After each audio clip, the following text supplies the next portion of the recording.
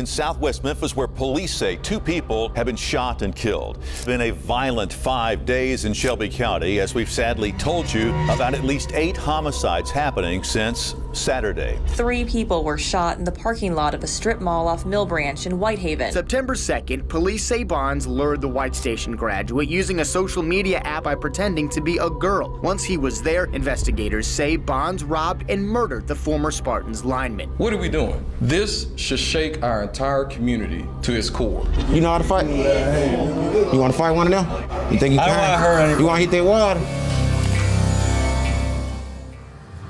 You're in the danger hood in Memphis right now. The most dangerous? Yeah.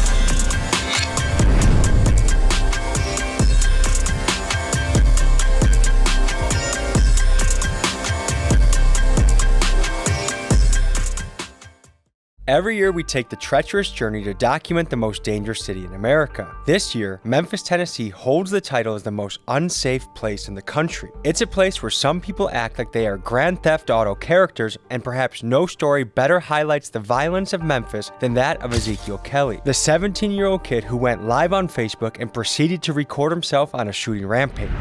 Reign of terror started at 12:33 a.m. on September 7, 2022. Police say Kelly shot and killed 62-year-old Richard Clark. 1 minute later, Kelly is accused of shooting 44-year-old Lakeisha McGlathan while her father changed a flat tire. 1 hour and 40 minutes later, at 5:50 p.m., police say Kelly was live on Facebook as he shot Rudy Berger. The district attorney's office has Kelly's own mother call police to alert them of the alarming live stream. According to some estimates, your chance of being a victim of violent crime in Memphis is 1 in 41, which to me sounds insanely high. And if you look at the numbers, ever since the events of COVID and George Floyd, Memphis has essentially gone crazy, doubling the murder rate if you compare the era of the 2010s to the 2020s. Today, we take you through the wild streets of Memphis so you can see for yourself what it's like in America's murder capital. This is a real and raw look at the city of Memphis. Let's get to it.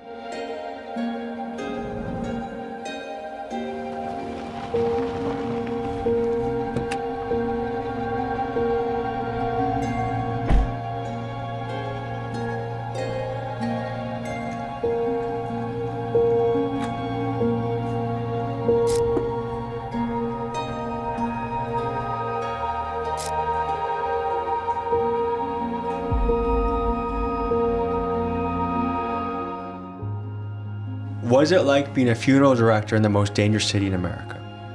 It's very difficult and challenging. We see death every day. To see tragic death the way that Memphians are seeing death daily is really difficult.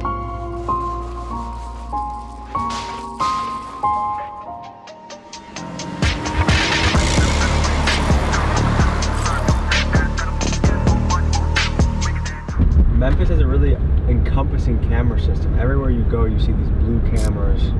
We're gonna have to ask Jizzel about these and what he knows about them. We just saw on Reddit that one of the fast cash guys was killed. I don't know how many people are in the squad, if they even know each other, and what that guy was even doing to get killed. But it's definitely concerning. Jizzel, that's us in the Chevy. You see us? I'm gonna come out there. Hey, Huncho. We just... What? Yeah, what's up? You want me to pull up?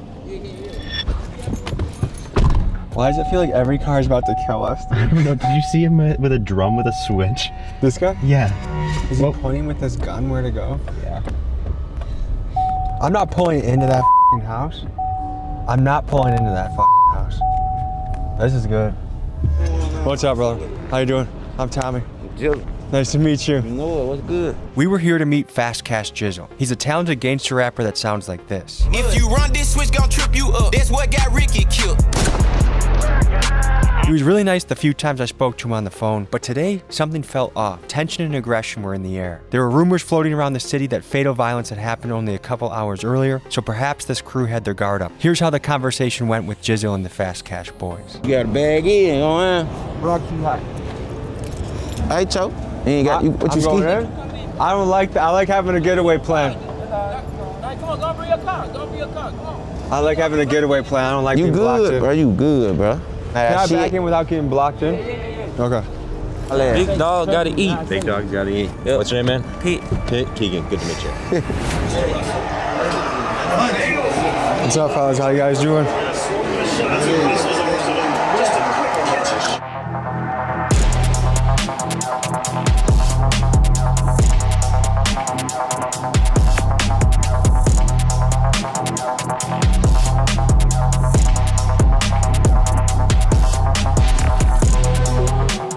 Memphis seems like a treacherous place.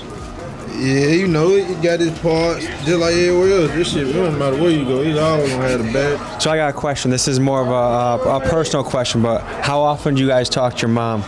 Every day. You see her in person or call her? In person and call her. How important is your mom to you? Shit, that's super important. She made me, goddamn. But still, it don't matter how busy you gotta check in with your people. You the ones who really love you. If I were to say, like, the 13, 14, 15-year-old kids are the most reckless. Reckless. I don't know about reckless. They just misunderstood. I wouldn't say reckless. They just misunderstood. Good to see you.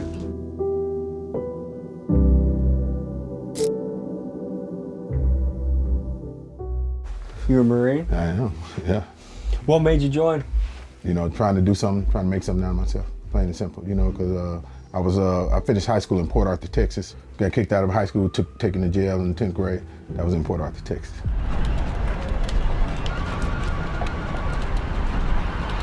So you are the district attorney. Yes.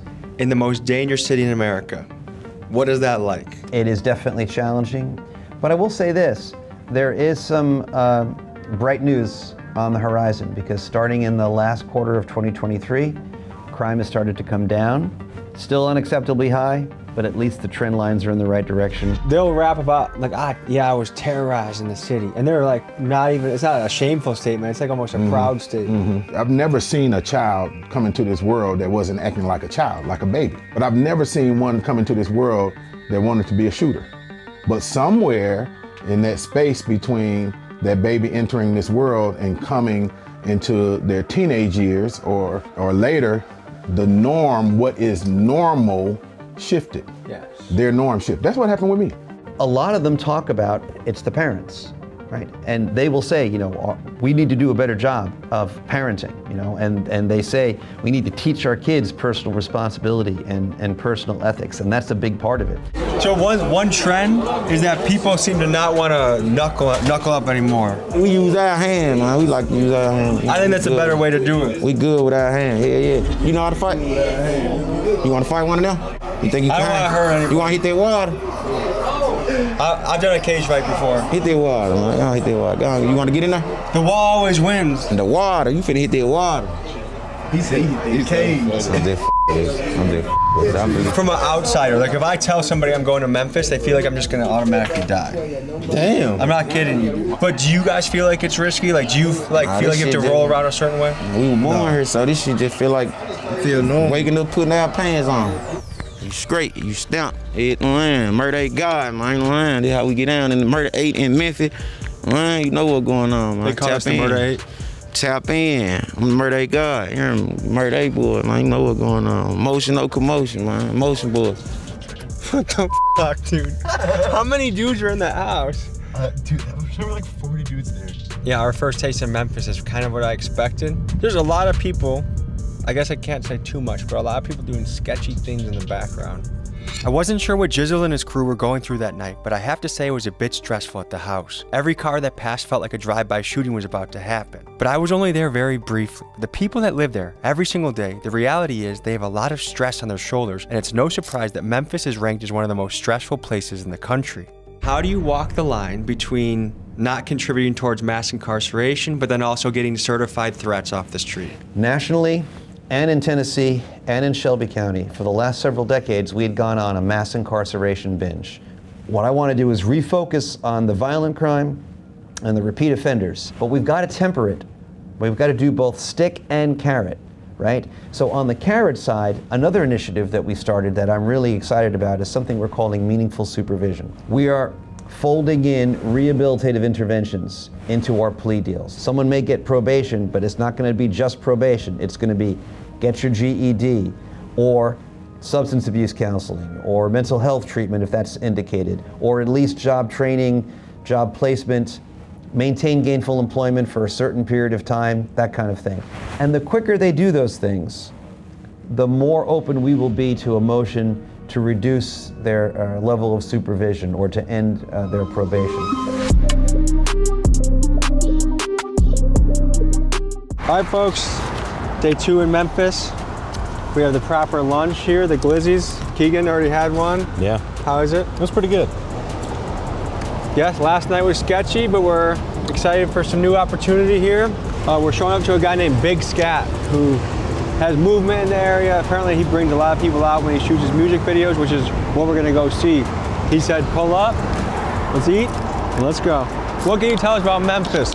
In this area, it's real friendly, you know. Southern hospitality? Yep, Southern hospitality. Some queens are in the area, I can tell. Period. Some people say this is the most dangerous city in America. No, it's what you make of it in what area. But you still have to be careful. Any Regardless. area, wherever area you have to be careful. Any other final thoughts? No, just be safe. Just be safe. Man, they cool people. You know what I'm saying? Show us a lot of love. Now I can honestly say I love the Tennessee Southern hospitality. People here, for the most part, have been very nice, welcoming us in, and it's like a nice, charming feel Tennessee has, so I like it. Let's head to the block and meet Big Scat. What's up, fellas? How you guys doing? Tommy. What's going on? I'm scared. Nice to meet you. What do we got going on today?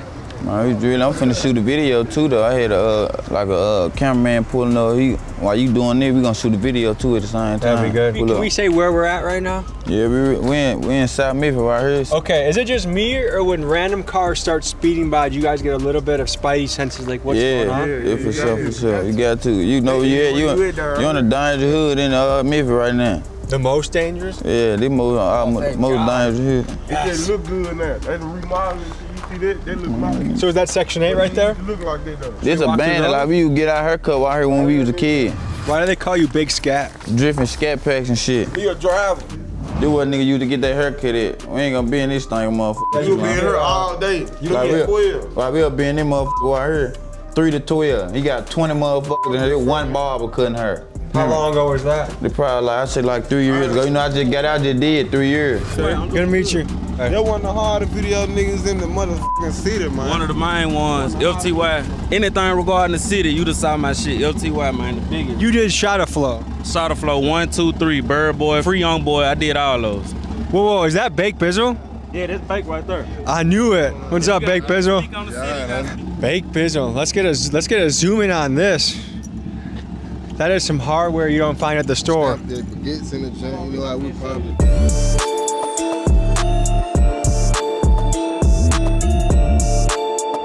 Right here on Sunday, they had church in this joint right here. This joint we come hoop at, we be chilling up in this joint right here. So I was in the feds. You were in prison for 3 years? Yeah, 3 years. I was in the feds. I just got out though. Can't even go out of town right now until I got to do a show or a feature or something. No, Pooh Shiesty, man, my blood cousin, man, waiting on to walk out the door. Pooh Shiesty is your blood cousin? Yeah, my blood cousin. Okay. How long is he going away for? He had a little sin. He finna come out next year. It's over with though. So you see guys in the game, let's just say Dirk as an example, guys that have made it wildly successful in rap but still can't get out of the street, they still have those ties that can put them away. What do you think about that? Yeah, see, that was hard. See, I see what's up with Lil Dirk, you hear me? His friend wearing a wire. This crazy shit you do, you gotta watch these niggas though. With so much snitching happening in the rap world right now, I wanted to learn more about confidential informants and the incentives they have to snitch. So I spoke to Brian Owens, a guy who Memphis PD tried to turn into an informant, but he stood on business. Here's what he had to say. What do you think about the practice of turning people into confidential informants? Oh, I hate it. So to become a confidential informant, you either get arrested and they get a charge, they get a minor charge. So my confidential informant got caught with a needle, and then she flipped on me and made me look like a dope dealer. And that's how she had to get at least 3 people like me for her charge just get thrown out.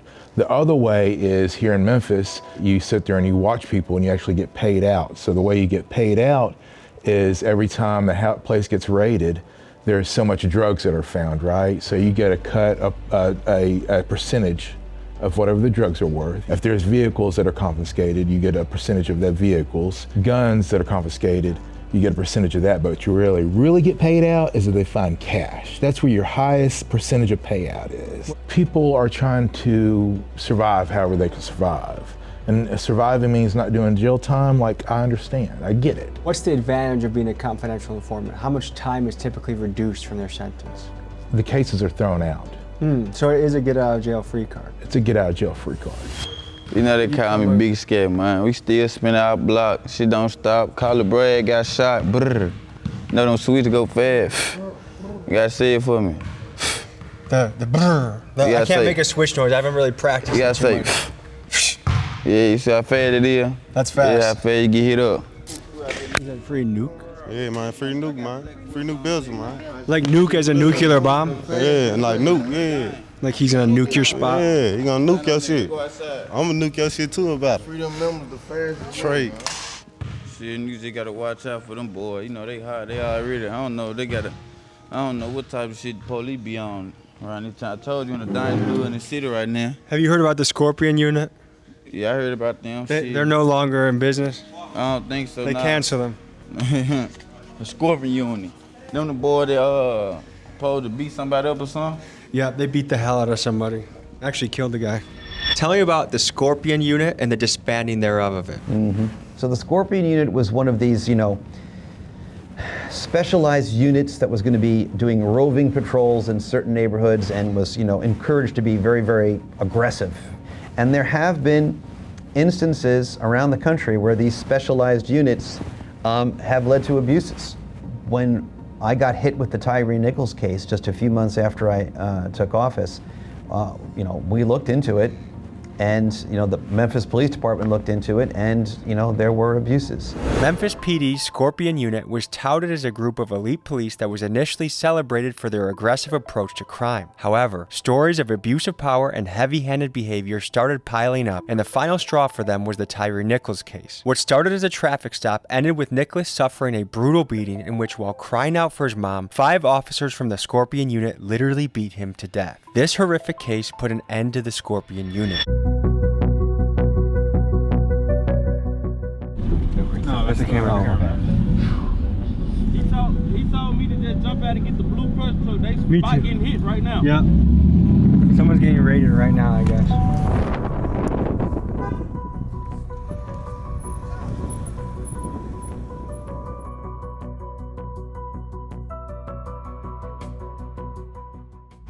You the film? We're news. Shooting a music video and something like that? No, we're news.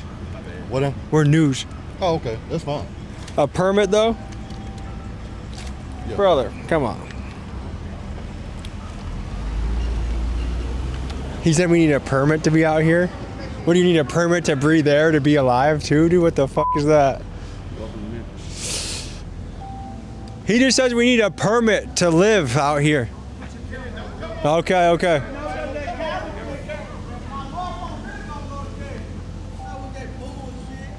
Alrighty then. We shooting a video for scat. We shooting it for scat. Y'all asleep. Why are people so aggressive in Memphis, dude? I don't know, these folk crazy as hell, but they ass sleep. The police were aggressive, the citizens were aggressive. Everyone's a little uptight, huh? I'm from here, and I just had to get rowdy with them. It's just... What do you encounter on a daily basis to stay safe here? To stay safe, or what do I encounter as far as how dangerous the city is? Because it's never really safe. I mean, like, an example, like just a month ago, I was at a video shoot and a shootout occurred. Nothing lasts forever, now my heart is bleeding.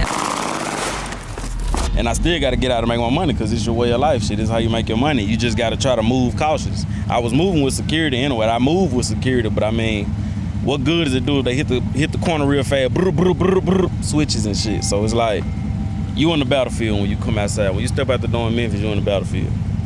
How much more you got to see? You just saw that between me, the artists, me, the people just out here, the police. It's just chaos. It's chaos. Everybody crazy. I know y'all still trying to program everything that's going on because it's a lot, but... How treacherous of an area is this right now? Like, we need to get going type shit, like right now. Even with the police that close? How is it as a woman in Memphis? You have women out here that act like men. I mean, some of them carry switches like the men. Some of them just tote, guns for protection. Like me, I just tote for protection.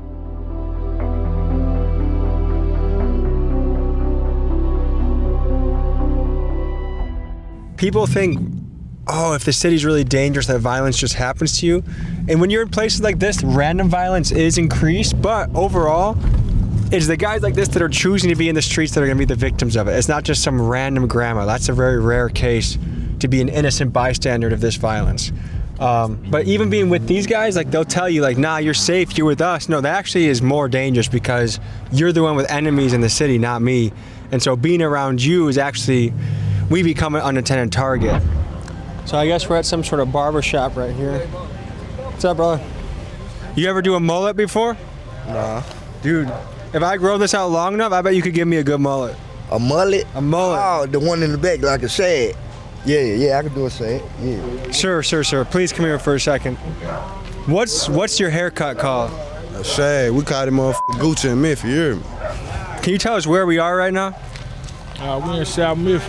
What's it known for? What we known for is getting a whole lot of money. Okay, how is it being a mom raising kids in Memphis? It could be hard, depending on what, like the, the area and who your kids surround themselves around.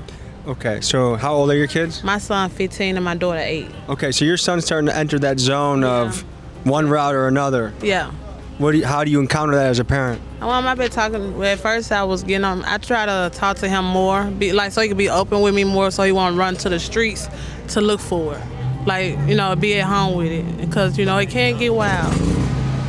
We have to ask ourselves why Memphis has become so dangerous. Here are a few of the top theories. First, Memphis ranks number 2 in the nation for poverty, and it usually follows that poverty and violence go hand in hand. Next, law enforcement has gotten weaker here. In 2011, Memphis PD had nearly 2,500 officers report for duty, while in 2022, they had just about 1,900. Recruiting struggles is a troubling trend that is reflected across the country in what some are calling the George Floyd effect. And finally, 63% of Memphis households are single-parent homes. The numbers show that a boy growing up in a single-parent household is many times more likely to engage in criminal behavior and go to prison. All of these factors make a perfect storm for a dangerous and violent city. Well, it seems like right now, culturally, for a young man in an area like this, everything is glorified. To do all that crazy shit is glorified. It really is, but that's why I'm trying to get somewhere better.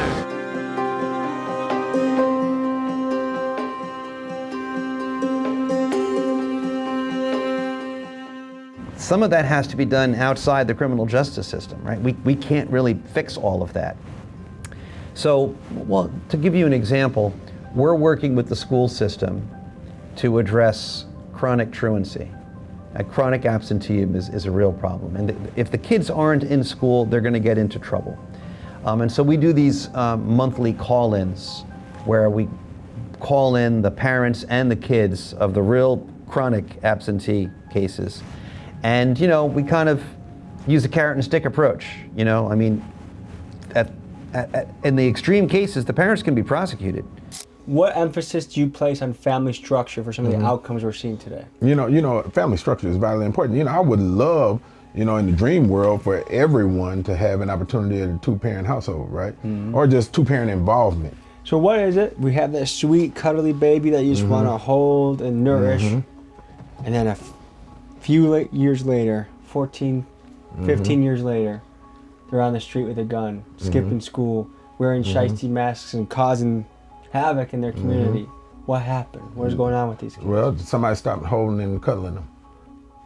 And they were left unprotected, right? And think about it, right? Knowledge exploration, you get it from other fellow gang members who also have been through the ACEs, through the traumas of adverse childhood experiences.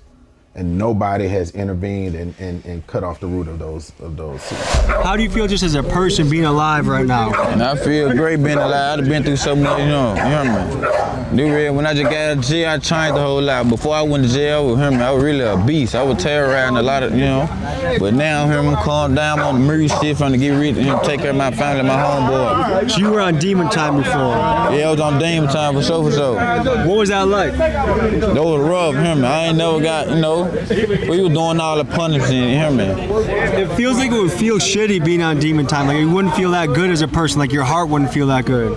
It feel good to me like I tried the whole lot, you hear me? This time when I just got out of jail, trying to get rich. Motherfucker get rich, you hear me? Take care of my homeboys and my family.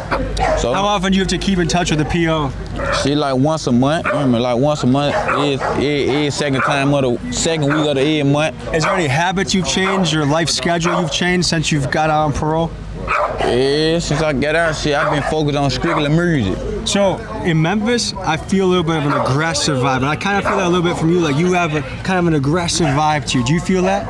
Yeah, I be having kind of aggressive. Yeah, I be dupe. You know what I mean? I get mad real fast. So, do you feel like you need to be aggressive just to survive in the streets here? Yeah, around here, shit, you just gotta be how you be around here. They dangerous around here. How often do you talk to your mom? I live with my mom. I talk to her every day. She just called me, talking about the police hot over there. Don't go over there right now. Do you have a good relationship with your mom? Yeah, they're my first lady. I love her a lot. I got something for you. So I know you just got out, so I brought a little gift for you, okay? Yeah.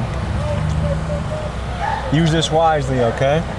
You know what that is? Nah. H-word pass. Open it up.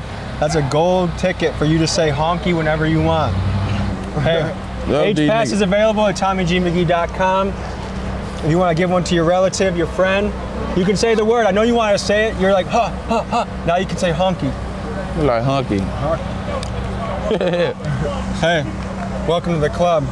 You got it for life, okay? Send them up for sure. Appreciate you, brother.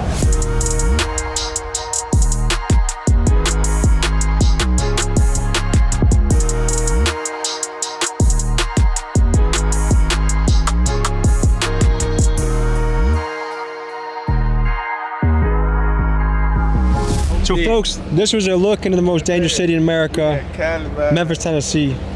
Anything you want to leave the people with, brother? Brother, fuck that crazy. Go follow my IG, Big Sky to see it, man. You stand on top, so you're free to God. Wish you the best, brother. Say brother before you leave. Oh, I'm gonna try and make. Nah, brother.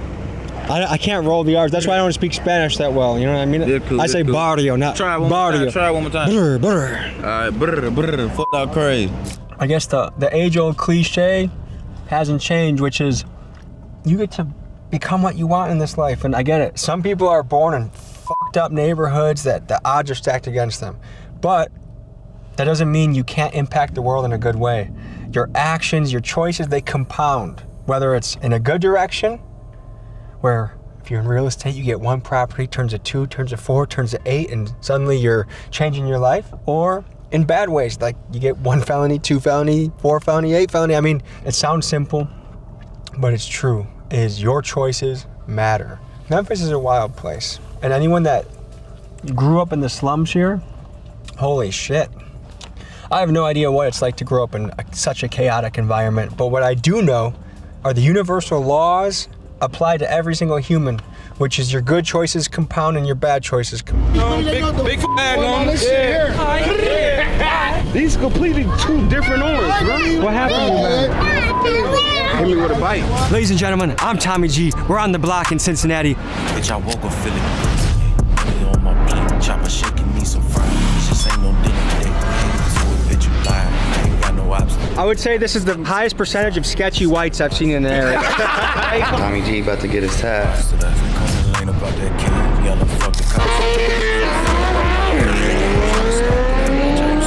Tell the people what's up. What's good? Brother, you can't be beating your dog like that. You gonna beat your dog yet? Oh, this is probably the angriest I've gotten in my history of YouTube.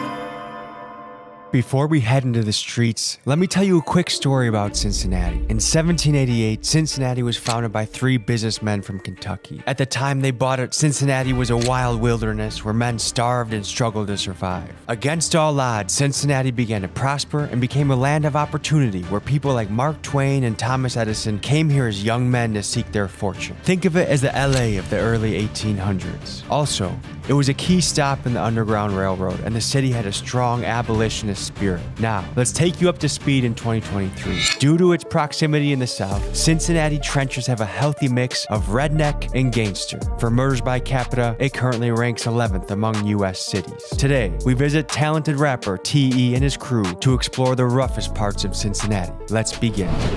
I came up out the blue and now they hate me. Yeah, they tryna steal my juice and try to play me. Hey. Where are we right now? We're at East Price Hill right now, man. Say my name, I'm spinning blocks, it's like a Rubik's Cube. You got 30 shots up in your Glock, I know my shooter do. This is what's been fueling our whole road trip. Are these healthier than this? Yes, because this has a ton of sugar. For you, Tommy G, I'll go ahead and give me a Celsius, bro, all right? You've seen 50 grams before, right? Yeah. That had 50 grams of sugar. Right, that's insane, yeah. If you're eating too much sugar in your diet, it's hard to feel good, it's hard to feel strong. We're gonna taste test. I'll give you the berry one. I think the berry one's a little bit better. It smells like sparkling water. No? It's like sparkling water with an extra razzle dazzle. Let's walk down to the house, man. I'll show you where I jumped off the porch at. Do you think I should do that? Definitely. I've been noticing there's a lot of sketchy whites around here. Yeah. Like white guys that look like they'll mow your lawn. I gotta say bread and butter. We crossed the pole, bro. Wait, was that superstitious or what's going on? bro. You don't cross the pole. No, if you do, you gotta say bread and butter or spit on that motherfucker. And why that of all things? Because if not, it's bad luck. Why are you in sport mode? I haven't been to Cincinnati before. I got me ready. You good, bro. You can take them out of sport mode. Right here's where I jumped off the porch at. And when you say jumped off the porch, what does that mean? Getting out in the mix, out in the streets, fucking around. Right here's where I grew up at. Like, I had friends that lived actually in that house, all up the whole street. I got my first gun when I was 12, yeah. I actually stole my first gun. What did your folks think? Did you grow up in a two-parent household, or what was your childhood like? My mom and dad were split growing up. My dad had a wife, and then my mom had her dude. I was mostly with my dad at a younger age, and then right before I did jump off the porch, I moved in with my mom, which probably influenced me to jump off the porch because I was in a different neighborhood. Would it be that she was at work and you kind of had free run of the house? Nah, I mean, I just kind of did what I want anyway. It's probably landed me in prison, really. Tell me about that story. It was just years of doing the same shit over and over, you know, robbing people, selling drugs, doing this, doing that, partying, getting up. The left top apartment, dude there, his bitch used to smoke crack, but he used to sell crack, and they used to cook crack up there and shit. My mom was on heavy drugs too, so it was inside of my house, you know what I mean? What was it like experiencing that? Came normal. I didn't notice how like off it was like to be living in a situation like that. The whole United States is up on fentanyl, bro. And you think it's the Chinese are running it through the country? That's where all the fentanyl comes from, China, bro. And then they send it through Mexico to here? Yeah. And around here, there's a lot of sober living houses. I don't know if y'all got that in y'all city. I bet you there's 2 of them where we're standing and we don't even know it right now. Does that ruin a block or help a block? I don't know, man. It's just weird how they put the people that are trying to get off of the drugs right where they sell them at. Also got us to understand how they're taking advantage of that situation, too. They can make a house that got 7 bedrooms in it and charge people $70 a week each head. That's a $5,000 property a month right there. You get what I'm saying? Yeah, 100%. It's a lucrative thing that some people are trying to help, but some people really just want that money, bro. You say you stacking up, but I don't see shit. Let them drive the boat, they try to ride the wave, got seasick. Mafia up in this bitch, my back was weighing 3.6. 2 a.m., dark tent, backing out, can't see shit. We were fucked up, but we weren't. 3, 4, 5, 6 or 7 houses just on this street. You broke into your neighbors' homes? A lot of them were abandoned at the time. So did you ever get caught stealing? Yeah, I actually got caught breaking into this house right here. I went to jail too. The red brick one? Yeah, I'm pretty sure it's the red brick. You went to jail for that? Yeah, this was like 2008. I had the all camo Bay hoodie. It was the one Lil Wayne used to wear. But I remember I hung it up on the fence and it was snowing outside. So they found my trail from my footprint. They found my trail back to my house from hopping the fences. Found my Bay hoodie on the fence. The police came in and dragged me out in the snow. What was your punishment? I think I was locked up for like a month and then I got out on house arrest. How old were you? 13, 14. Oh, damn. Yeah, live from the trenches, need a trophy in this bitch, I'm trying to ball out. Where are we walking into right now? It's brand new, in the making tattoo shop. My brother's tattoo shop. I woke up in this bitch with confidence. That's just how I'm rockin'. Know they probably say I'm fake, but something tell me they still watch. I've been going up, and all this shit came out of pocket. Does anyone say like, oh, you're white, you're not hood enough? Or like, do you ever get that kind of pushback? Man, my comments on social media are crazy. What do people say? Look, you want to just go through, we'll just read a couple of them? Yeah. Right. This man has an ankle monitor for beating up his mom for not taking him to the dispensary. I'd rather listen to country music and let Mike Tyson bite both my ears off. Can we talk about how f***ed up his haircut is?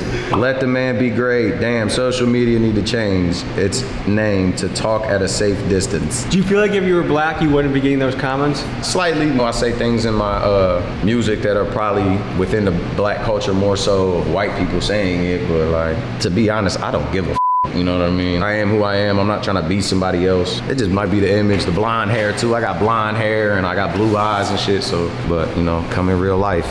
We'll see you in real life. In that one video, they're like, damn, dude always got the strap on him. Would you consider yourself hood?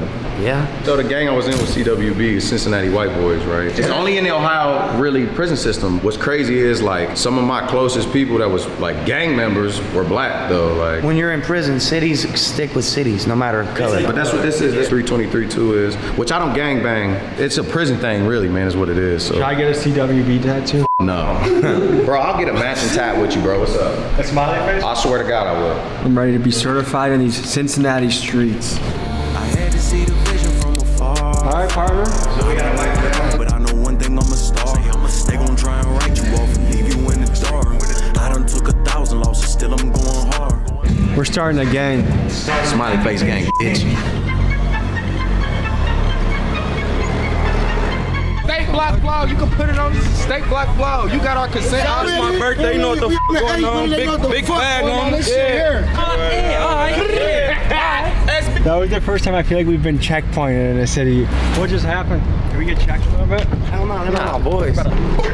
My name Polo. Nice to meet you, Polo. Nice to meet you too. What's some Cincinnati lingo? Icy white. On baby, Icy shit white? like that. Yeah, it can mean anything for real. Like, if I fought you in one, like I just icy whited your ass. Like, Hold on, B Naked said that somebody hit him with a bike. This one hit me with a bike? now you got What happened to you, man? hit me with a bike. Like a motorbike or a pedal bike? Pedal bike. These completely two different arms, bro. You lie, bro. Your shit small.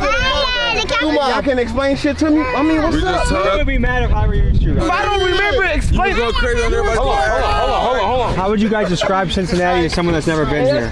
Energetic on the weekends. And it's some different shit at Erie Hood. What This are we in right now? State Avenue, 2100. So you just turned 25. What are your reflections on life so far? Honestly, I just live day by day. Went to school, went to college, dropped out of college, started doing dumb shit, my life up, got back in motion. There's always gonna be hurdles, right? But you always have a chance to. Where did things go wrong? My firstborn son was born with a heart problem.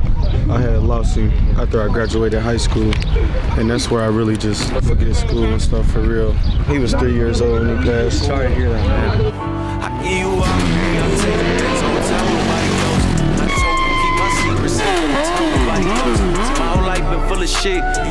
How long did it take to get hair like that? About 7 years. That's dedication. Started him in prison. So tell me your story a little bit. Me and TE, we do a lot of the music shit together, man. We did a lot of the video shit. Like, we just, as soon as we got together, we just started, you know, really collaborating, really working real hard. I went to prison at 18. As soon as I got out, man, I just grinded. That's it. What took you away? A shooting case. So what'd you learn from your time in going to prison? Don't play with this shit, man. Just don't play with life. You got one opportunity. You got to continue to do everything you're supposed to do. And then, do most people mentally break at some point? Yeah, hell yeah. Especially like, you know, America's one of the few places that still use solitary confinement.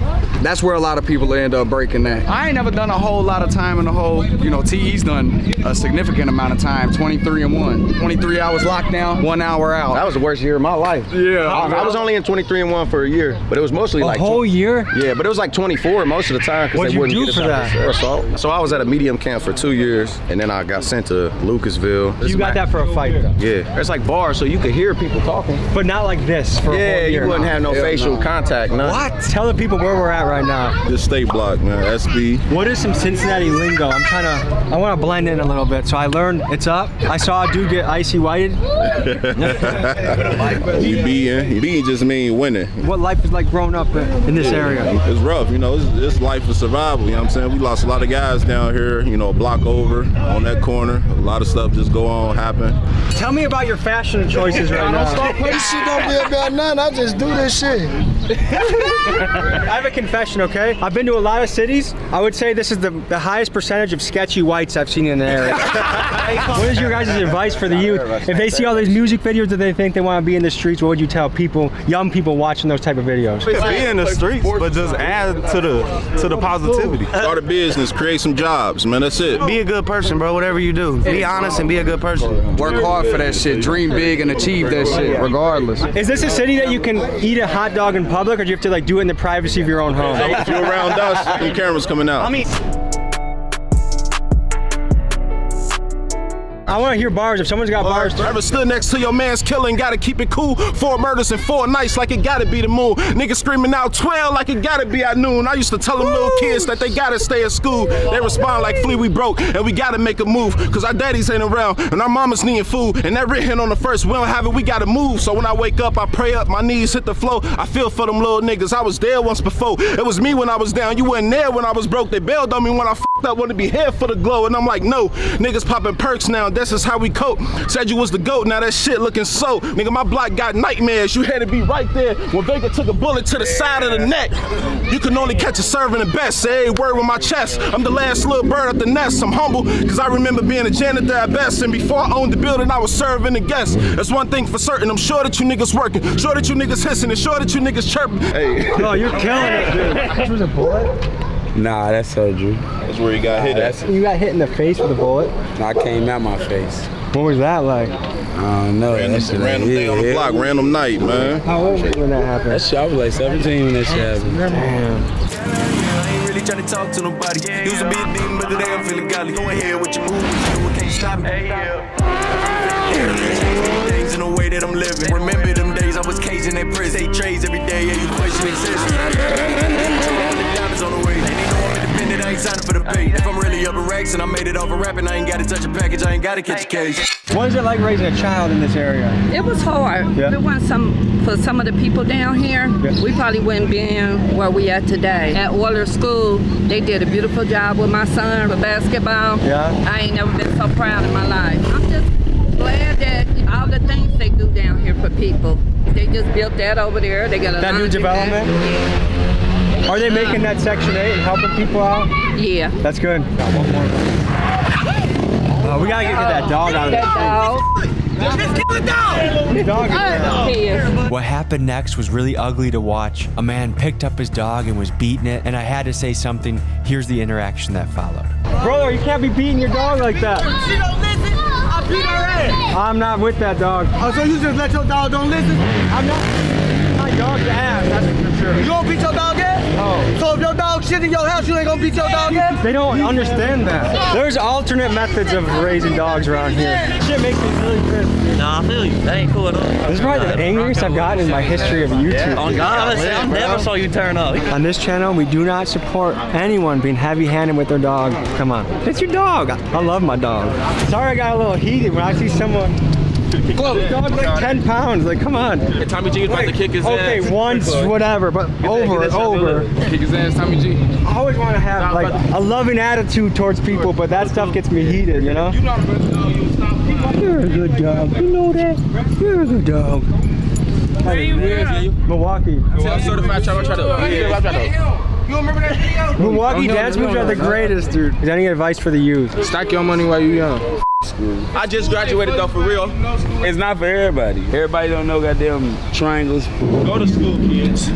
What he talking about? You go to high school, graduate, then go to college and still be up in life. You should go to college, but school, I'm talking about school. I'm talking about K through 12. That shit ain't. Skip K through 12, but go to college. No, I ain't saying that because there's no way you can do that. It's a fantastic job getting to explore all the different cultures and communities and places in America. And this is one that was a very good time. Ladies and gentlemen, we had a beautiful time in Cincinnati, seeing its music, seeing its people, and I had a great time. Any final thoughts, fellas, before people go on with their life today?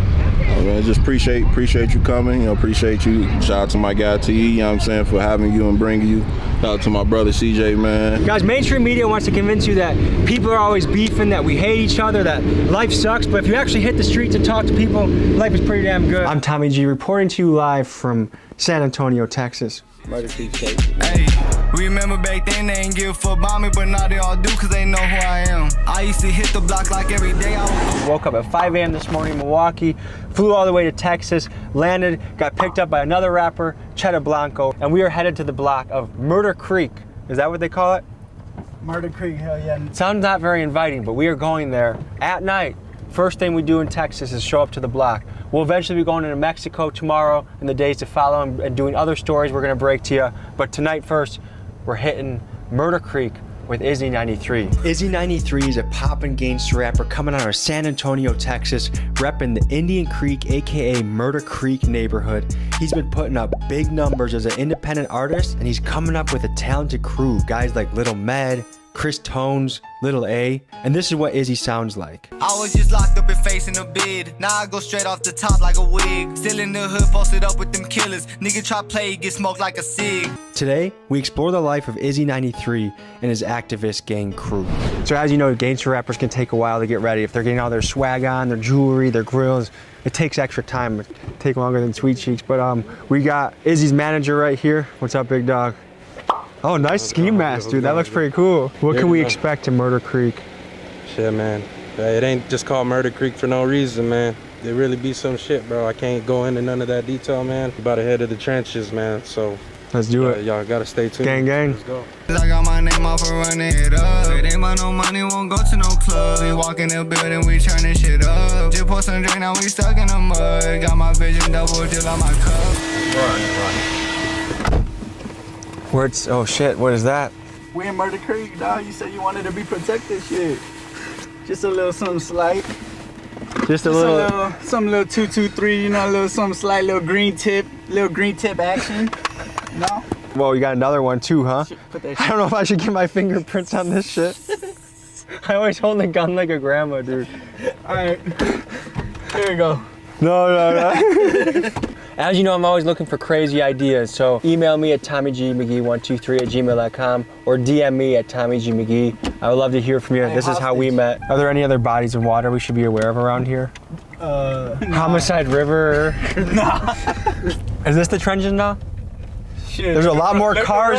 Look around, dog. There's a lot more cars right per in the house. fucking creek, dog. Niggas already know what I'm ripping. 93 Southwest San Antonio, Texas. All right, so there's a helicopter looking for someone right now. You can hear it, dude. I'm right over the tree. Let's go in. This isn't a part of the city that's invested in a lot of street lights, so nice to meet you. Can you explain some of the things you have on? First of all, that watch looks like it took a lot of money to get. Yeah, it's about 40 on there, 40.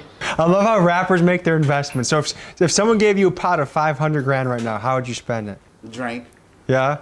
Is that what you got there? Yeah, that's what we got here. We are the drink guys in the city. Drink gods in the city, you know what I'm saying, bro? My friend Certified Trapper, he has a line. I'm starting off my day with a fucking perk. No pancakes, just some fucking syrup. That sounds like what you do too. Yeah, that's what we do. That's what we do, bro. How you doing, man? I'm Tommy G. Tom. Oh, man. What happened to AJ? Man, that's my little bro, man. Is that your necklace too? No, that's CJ. That's my big brother.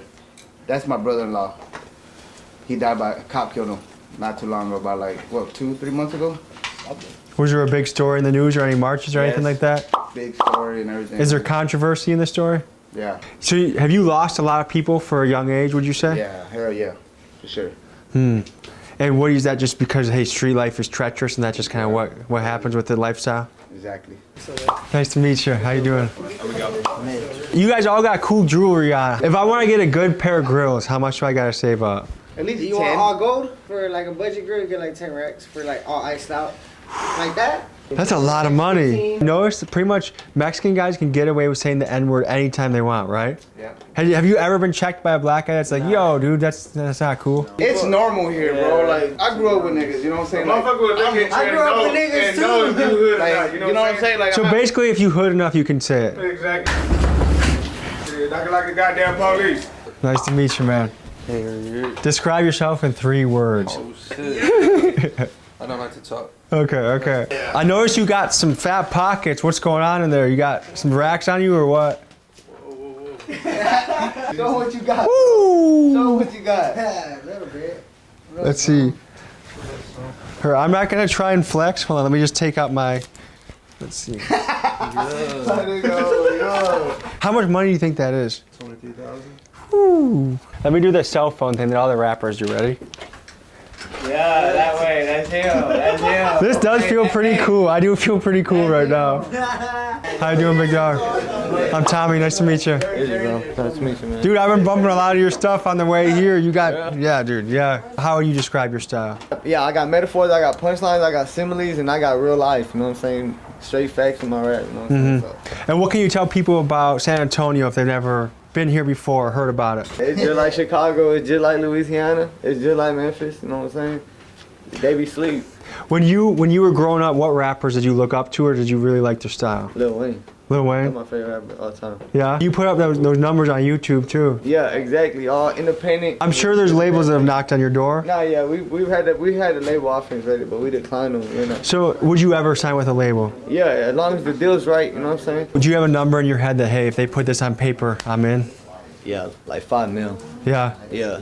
Because I think people don't realize how fast that advance money goes. Like, yeah, exactly. You get 600K, like, you after taxes, you're left with like 400, and then you spend 40 on a watch, you're left with 360, and pretty soon you got half your money left that you started with. Yeah, exactly. We ain't trying to sign for no 100 racks, no 500,000.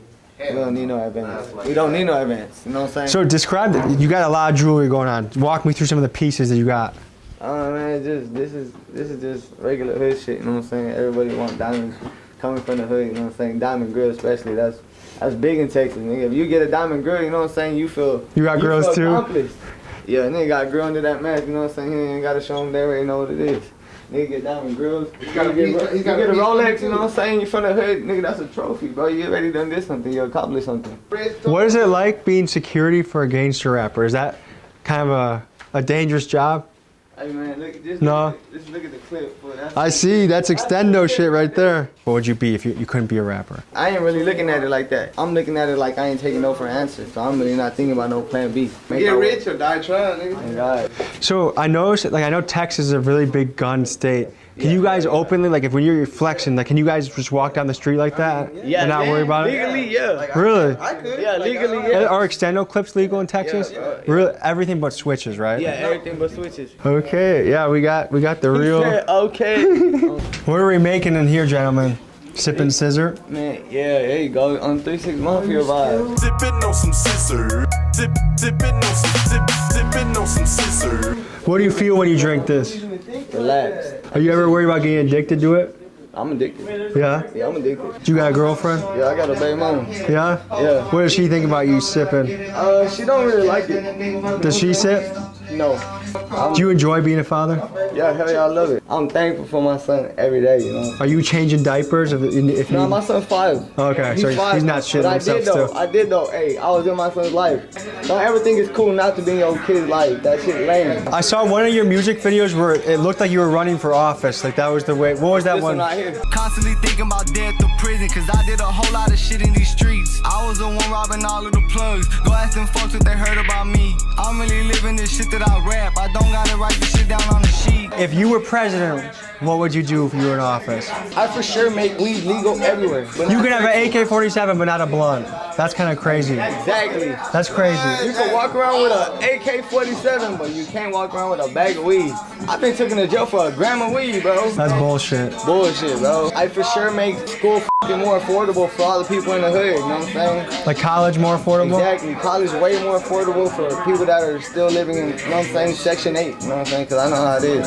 You don't really got high hopes when you're in Section 8 of going to school, you know. Hard to stay positive? Exactly. It's really harder to stay positive. This is a Friday night. What do you guys normally do on a Friday night? Like, what is the crew up to? We really be in the studio, bro. And if we're not in the studio, we out road running. Yeah. Just getting money, you know what I'm saying? And be with the family, because really all week we're in the studio. The weekends I really take time out to go with my son and my girl, you know what I'm saying? That's what it's all about. But fuck it, it's straight, cause I'm going up and I'm just getting started, and that's on my kid. I was just locked up and facing a bid. Now I go straight off the top like a wig. Still in the hood, posted up with them killers. Nigga try play, get smoked like a sick. Looks like we're heading to the studio. We'll see you guys in a few. You've ever wondered what it looks like for a rapper to make a hit? It might just be in a place like this. This is a gutter ass studio for sure. Just goes to show you just need a good producer, a good beat, good verse, and you can make it happen. Ooh, we got some weights. Yeah, you know. Are we allowed to show this on camera? Bro, y'all show whatever y'all want. They've been doing some push-ups in here. Push-ups. I haven't worked out all day. Yeah. Yes, sir. Oh, yeah. Yes, sir. Big dog's gotta eat. I be counting lots of cake, honestly, I got plenty cheese. I've been balling out that exit 2, bitch, I'm the MVP. Put the 45 on there. Push. Yeah, we gotta put some heavy weight on this back. Do I look like an undercover cop? So if you wanna be a rapper, you gotta stay up late nights.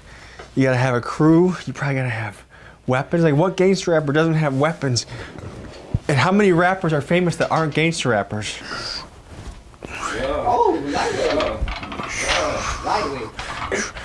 Big dogs gotta eat. Ski masks, beanies, hats on the website TommyGMcGee.com. Yeah, let's go to the main studio. This right here, the producer be cooking up some shit, you know what I'm saying? So this is where you made your hits. Yeah, man, this is where everything comes from. Everything you heard comes straight out of here, you know what I'm saying?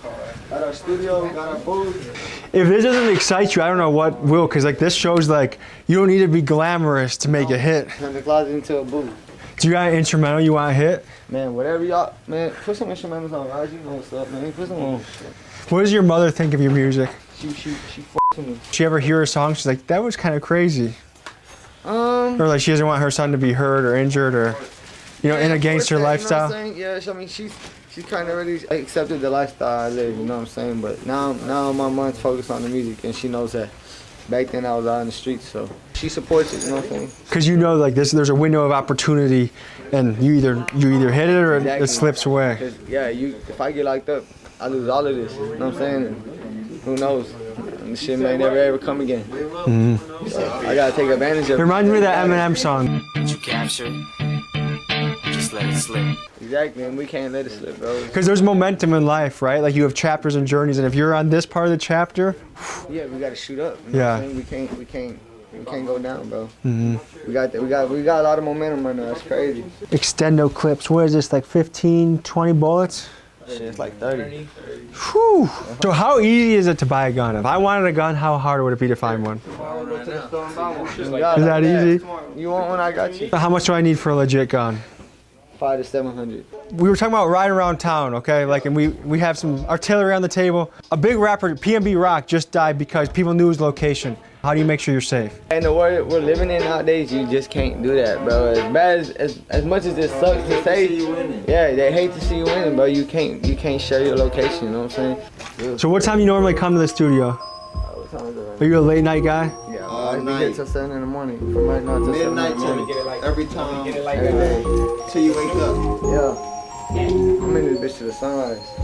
Turn it up a little bit. Spooky. These niggas been hanging, I push more dope than Pablo. Nigga better duck, nigga, cause that's one shot to your taco. Right around with that money, that's that guap though. One shot to your taco, two to your burrito. Go against me, I got that motherfucking freak flow. Yeah. And I got shit just like it's Fritos. Nigga try to play, he getting shot just like a free throw. Go against me, dog, my flow is so rotten. That is not an option, I am gonna win. You go against me, RIP, you're in. You're in, hold up. I'm pushing weight without the gym. He told I'm sending shots, but I ain't shooting at the rim. They throwing a lot of shade cause they pockets really slim. Niggas know I get it in, and we ain't never taking L's. They know we going for the win. I can do this shit all day and I can do this shit all night. Your bitch steady coming back cause she say that I her right. Your bitch coming back like we sponsored by Trojan. Tommy G, yeah, the flow when I go in. So cold that I'm frozen. I'm 10 toes in. Yeah, hey, grilled out, I'm frozen. And they know this. Niggas know we got that white boy like Logan. And then Jake Paul, go against me, you end up on your face fall. Since I was about waist tall, I lined that shit up and I hit it like a baseball. I haven't freestyled in a long time. This is fun. Freestyling, bro. Me too. It's tight. That used to be one of my favorite things. When I was 17, I started smoking. Yeah, exactly. We'd go in the car, put on a beat. And rap. Yeah. That's how shit starts. Yeah. That's how shit starts. Put another beat on, fam. Don't matter, whatever. Just put that bitch on. I'm gonna make a whole song for y'all right now. Featuring Tommy G. featuring Tommy G. Oh God. Not many rappers freestyle anymore. Yeah, I freestyle everything. Told the bitch that she full of shit just like a diaper. Niggas hating, but I got that flame just like a lighter. My shit on fire, leave you flat like tires. I spit that dope shit, guaranteed to get your ass wired. Man, I spit so long, they like, damn, he not tired. But hell nah, bitch, I'ma keep going all nighter. Yeah, okay, yeah. Me and Izzy on a mission, we got that ambition. You go against me, then you're gonna feel our fists in your face, split lip. Go against me, I never get limp dick cause I'm hard, bitch. Yo, he hard, but without the ecstasy. Nigga know I'm hard like the nigga next to me. And I got stripes, but I ain't never been a referee. And you gon' fail if you think about testing me. Real street nigga, and I got a lot of knowledge. You see these diamonds shining, but they never got polished. You gon' step up to the gang, your ass gon' get demolished. Bitch, I'm on your hoe like some nail polish. And I ain't no alcoholic, but I be sipping drink. Go hard up in the paint, nigga, what the f you think? I got a lot of rank, just like I'm in the army. And yo bitch steady on me. Yeah. We got a lot of rank and we rolling like a tank. Got that purple shit, that dank. And we out. Yo, God. So fellas, I had a great time meeting you. I know you guys are gonna be successful. I see the hustle, I see the music. Appreciate you, man. What's the final thoughts you have to people out there? Any final words you have? Hey man, just, you know what I'm saying? If you want to do something, do it. You know what I'm saying? The only person that can stop you is you, for real. It's the poor that's gonna starve and die. It's not the rich. I think poor is somebody like me. It's a struggle every day. You're struggling and stuff, just making gas money just to get through to work every day and stuff for that month. The county is considered first or second poorest county in the United States of America, which we're not proud of. That was yours? Yeah. What happened, man? I don't know, but he came home about 3 o'clock in the morning. It was one of them things, I guess.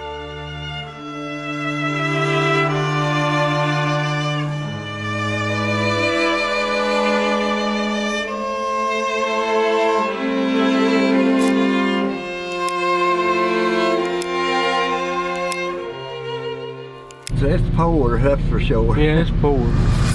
Each year we journey to America's poorest county to connect with locals and see the realities of everyday life. This year, our focus turns to Osley County, Kentucky, a community that's been covered by the likes of Huffington Post and Al Jazeera. Rural Appalachia, particularly Kentucky's coal mining regions, have long grappled with poverty. This region dominates the list of America's most challenging places to live, with 10 counties from this area making the top 25 in the country due to factors like life expectancy, poverty rates, and educational attainment. The question is, why does this area struggle so deeply with poverty? I mean, we're talking about one of the most beautiful areas in the country, and it's a place rich with coal and natural minerals, but it's also an area with low soil quality, so not much farming, rugged terrain, so hard to access and expensive to develop in. It's landlocked, which means no access to ocean ports, and so while it does have terrain loaded with coal and minerals, the problem is rich investors and coal mining companies came into these towns and sucked them dry. They gave the Kentucky locals who broke their backs toiling in the mines some crumbs from the table and took their riches for themselves. And when the coal business dried up, these companies vanished,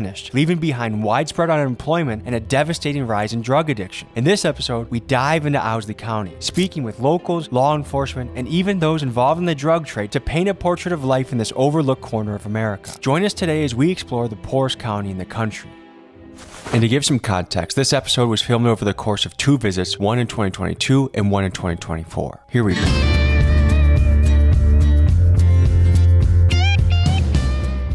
Would you mind if I asked you a couple questions? About one of the poorest counties in the country. This is? Yeah. Do you mind if we start rolling? Okay. We got one-way street all the way out the courthouse. The roads are bad. Local law enforcement don't want to do their job. So what's missing from law enforcement? Like what kind of crimes are happening that they're Drugs. not? What kind of drugs? Like fentanyl? Meth, heroin, you name it. And you said this is one of the poorest counties in the country. Yeah.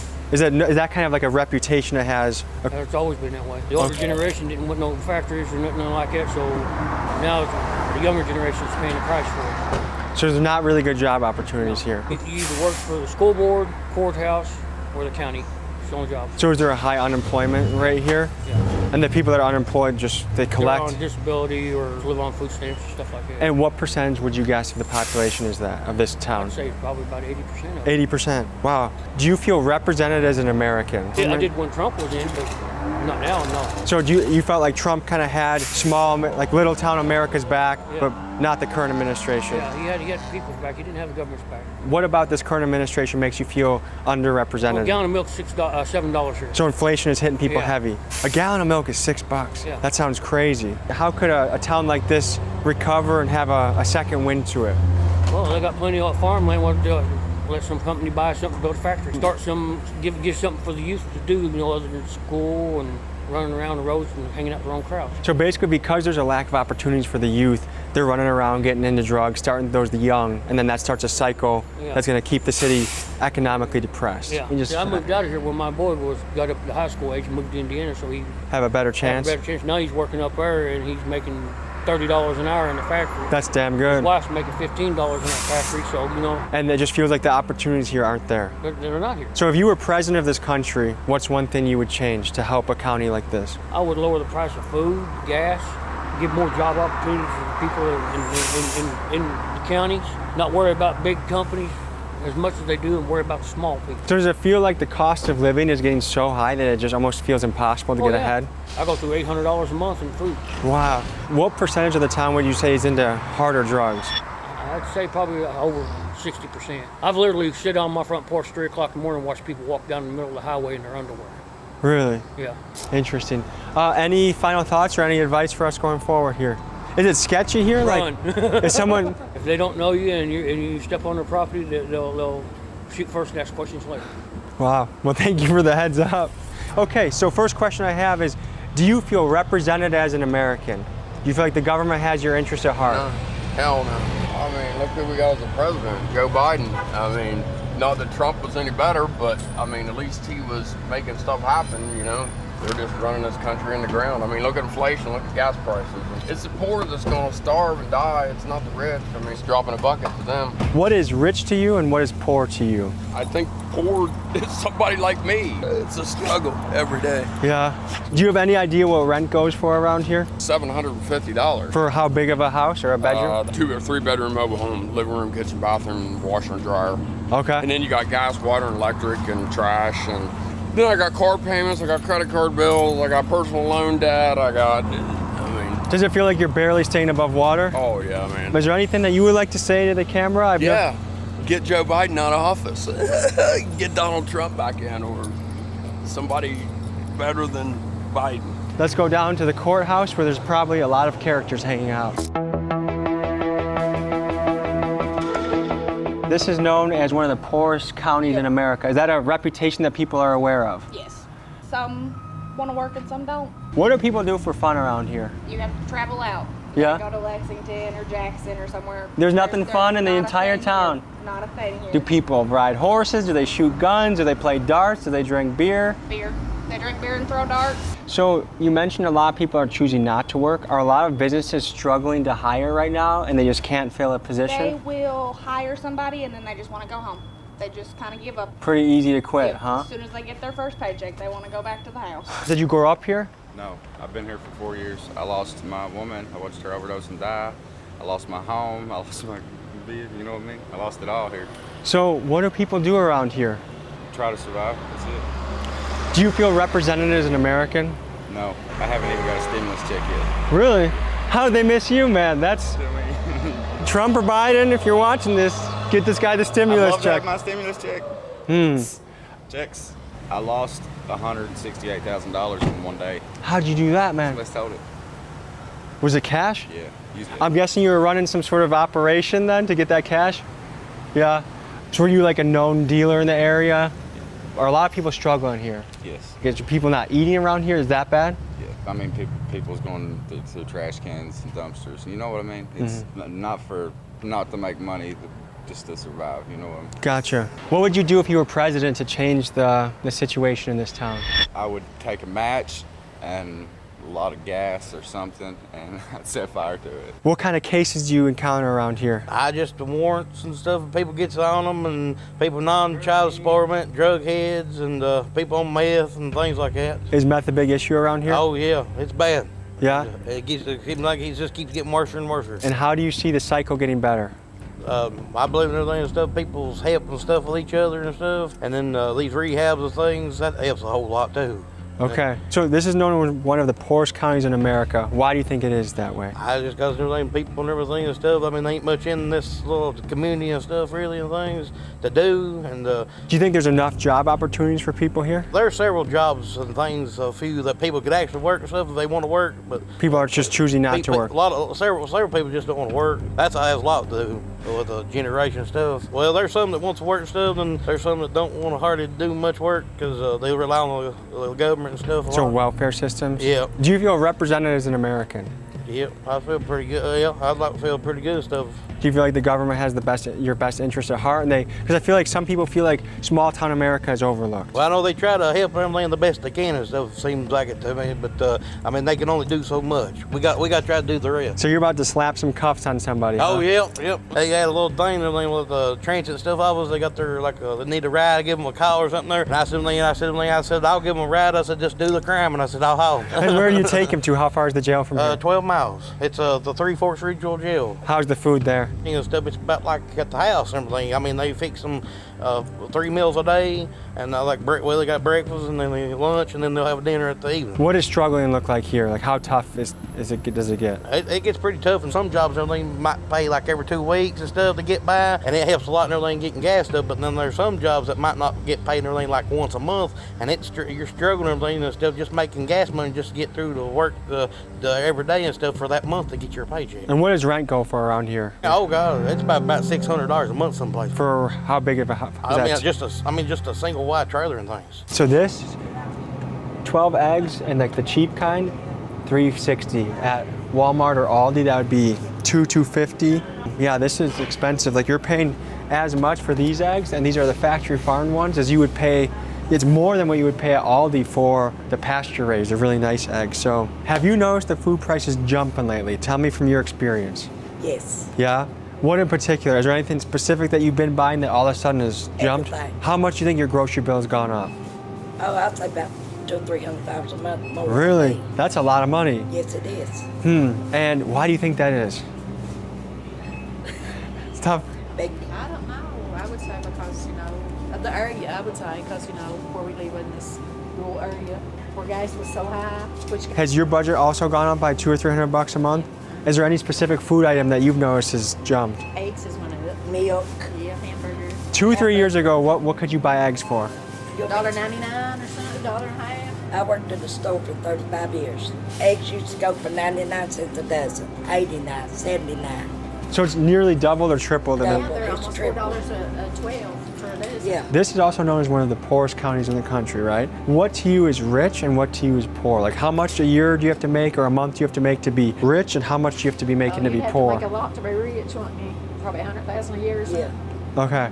And what's poor here? Like if you're making under a certain amount, like, okay, what's... I make a pretty good living, but I'm still poor. I mean, I just live paycheck to paycheck, so. What's the average cost of rent here? I heard it was $700 or $800 a month. And what kind of place is that? Probably something you could throw your leg through, or see the wall, or see the ground. Is that like a 2-bedroom? Is that a trailer? Is that a side-by-side? Is that a... One bedroom. One bedroom place is that high.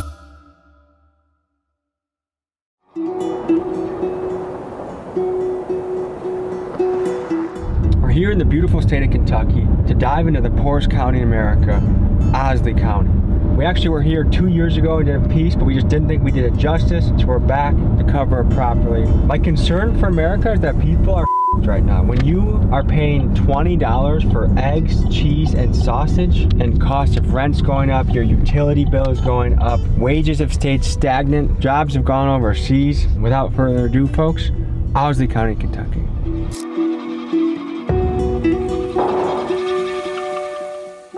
What's life like around here? It's pretty boring, to tell you the truth. See, you're strapped up. They like to rob you. There's a lot of robberies around here? Yeah. You ever have to use it? Not yet. That's good. Not on people, anyway. Okay. What do people do for fun around here? They ain't much around here, too, though, to tell you the truth. You don't square dance or do any of that? Nah, they ain't nothing like that around here anymore. They used to be all kinds of stuff, but now they ain't nothing. How have things been economically with cost of living going up, rent going up, things like that? What has that been like in the area? It's pretty rough on a lot of it because you just ain't got the money to do it. Just like my truck, my step history and me out paying bills, trying to. Cost me almost $400 to get it fixed. To get your truck fixed? Yeah, that's most of my money right there. Are there a good amount of jobs around here? No, ain't nothing. What are my options? A dollar store, maybe. If you could talk directly to the president, what would you tell him? I'd tell him to bring some jobs around here where people have something to do besides out stealing and robbing and... A job will give someone something to do besides stealing and robbing? Yeah. Might get them off all these drugs. All right, brother. If you're a true American, you want America to be better for everybody. So how do we get there? What's the roadmap? What are the hurdles in our way? And what are some actual solutions that could get us there? I happen to think that with the amount of money going in with taxes into the federal government and state governments every year, you gotta imagine that there's better solutions than what's been going on now. Nice to meet you. Tell people where we are right now. Right now we're in Boonville, Kentucky, just outside of town. Boonville sounds like a city from a movie. It's got something to do with, they say Daniel Boone camped out here, you know. What is Daniel Boone known for again? He was like the Cumberland Gap, stuff like that. The Gap, West Virginia Gap. Tell the people about Boonville. Basically, you know, like 98% all white population. Everybody knows everybody. Some people call Osley County the poorest county in America. Well, yeah, see, I seen your other video on, what was it, McCreary County? Yeah. Says that was the poorest county, but, you know, I've heard Osley County, Lee County. So it's poor, that's for sure. Yeah, it's poor. Is that a reputation that people are aware of or they think about? No, not really, you know. To you, what is rich? Like if I make this amount in a year, you're like, I'm good. But it ain't about money, you know, it's like, you know, your living situation. How you want to live and doing whatever you want to do. And... All right, well, see you in a few.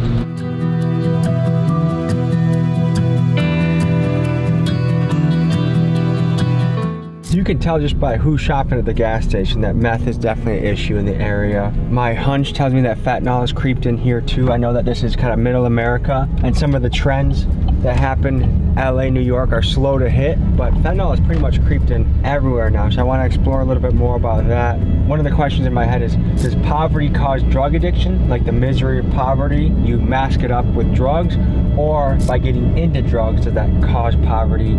Chicken before the egg kind of question. Anyways, we're driving through the beautiful hill country of Kentucky. There's bluffs, there's trees, there's wildlife, the birds are chirping. I'm gonna go a little bit deeper into Osley County and talk to the locals. Gage said he had some friends he wanted to introduce us to and to follow him. So we left the parking lot and hit the dusty trail. Here's what happened.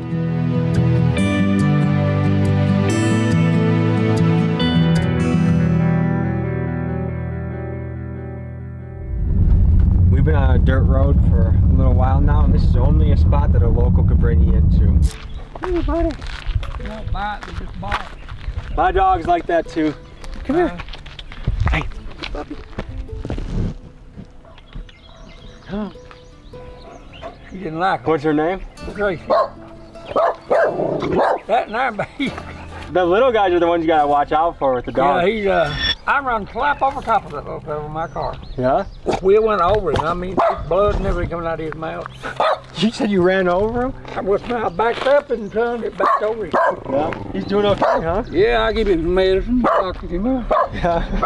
Where y'all from? We're from Milwaukee. Well. Yeah. Good to meet you. I'm Tommy. You too. I'm Isaac Bowley. Isaac, nice to meet you. You too, buddy. Did you grow up around here? I grew up in Osley County, not right here, but up Buffalo part of it. You love it here? Yeah. What do you love about it? I don't know. It seems like you can live here better than you can away. I tried living in Ohio, Indiana, and Michigan, and places like that, but to come down here, it's easier living, you know, stuff. And you don't have as much traffic, and, you know, it's more peaceful. You seem like a man that wouldn't like traffic. I don't like it. I come through Atlanta, Georgia one morning, and it was rush hour, running 100 miles an hour, and I had a 21-foot trailer behind me, driving a truck like that right there.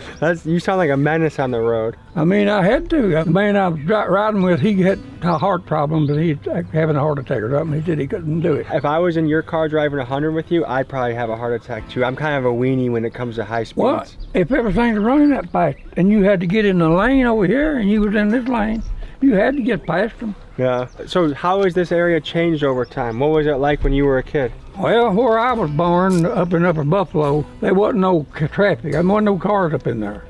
I remember the first car I ever seen. It was no about a 50 model Chevrolet truck. When I look around this landscape, I feel like this is what America looked like for many, many years before cities ever came to be. Oh, yeah. Yeah. Graduated high school and really been working around here ever since. What do your folks do? My mom's phlebotomist down here right next to the BP down there. So if I need some blood, she's who I go to? Yeah. I see something went down here.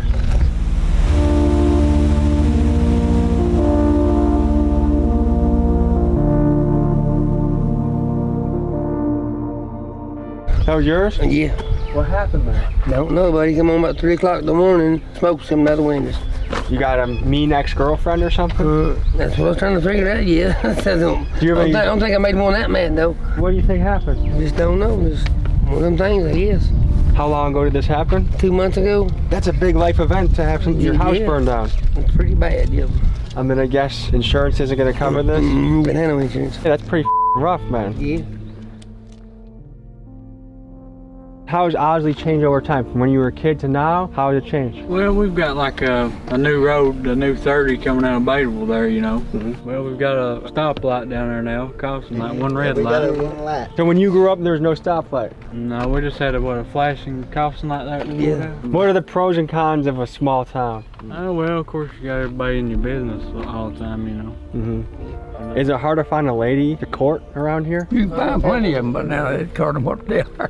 What do you look for in a woman? I gave it up. I'm 75 years old. How long have you given up looking for love? Since my wife died. Man, you know. I'm sorry to hear that. When was that? She died when she was 60. You guys are about the same age? Yeah, we're the same age. I have to die first. That's what I told my wife, because Well, I don't think I can. first, you know, it's hard. I mean, lived with her 42 years. Life can be a lot of love and joy, but it can also be a lot of tragedy. It can be good or it can be bad, sure can. If you find a good woman, you found a good thing. But if you find a bad one on you, you find the worst thing in the world. Sweet Cheeks is a wonderful woman. That's my wife. Shout out to Sweet Cheeks, by the way. A woman can kill a man, run him crazy, I mean, just destroy him. The younger generation, I feel like they're slower to get married, and some of them don't even want to get married. What do you think about that? I think they're wise not to want to get married. Why is that? They always break up with it. And when you lose them, I can't imagine that, man. That's yeah, that's a bad feeling. I mean, it's the worst feeling in the world. It's like part of you died, I mean, with her. Do you feel like it's in a hole and can't get out? That's what it's. That's an awful feeling. Do you believe in the afterlife? Do you believe in heaven? Yeah, I believe we'll meet again.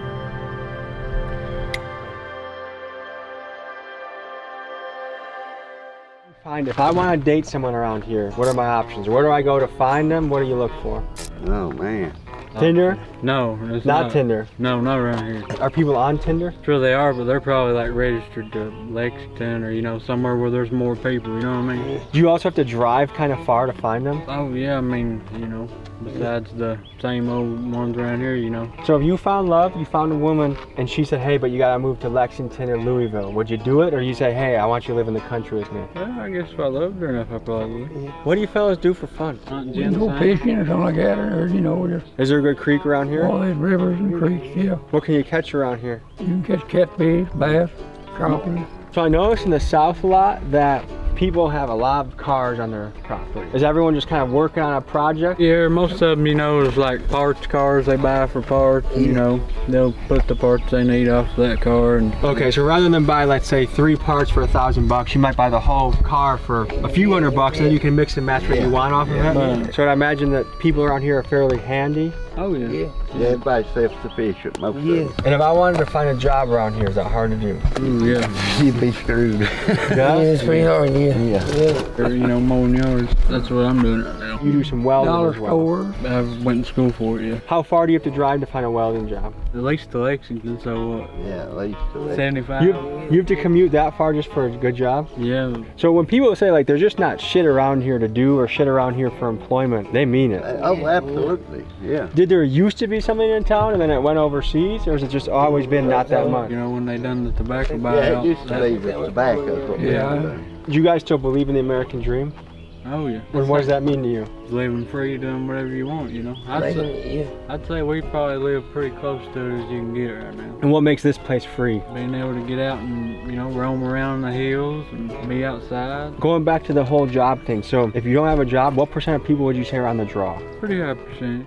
Let's talk about rural welfare, which around here people refer to as being on the draw. In Kentucky, about 1 in 8 people live below the poverty line. But when we shift to the more rural Appalachian area of the state, that number jumps to 1 in 5. So to remain afloat and have their basic needs met, many of these families turn to welfare. A family of 3 that qualifies for welfare receives about $524 per month. For many families, of course this helps, but this is still a life on a bare bones budget that doesn't allow much margin for error. Like for example, remember the guy earlier this episode that was having trouble with the $400 bill to fix his truck? Yeah, that's a lot of folks around here. The pressures of poverty and the rising cost of everyday living is leading some people to wonder if the American dream is still within reach. If someone's on the draw, how much are they getting a month and how much does it actually help? Not exactly for sure on the amounts.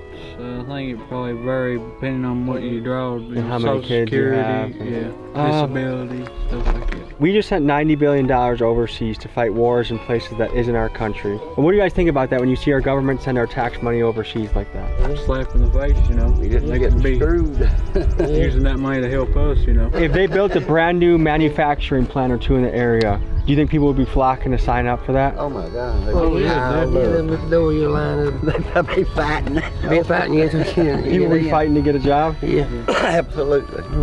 I want to draw attention to a pair of tits I see on your arm. Who is that? That's, I don't know who she is.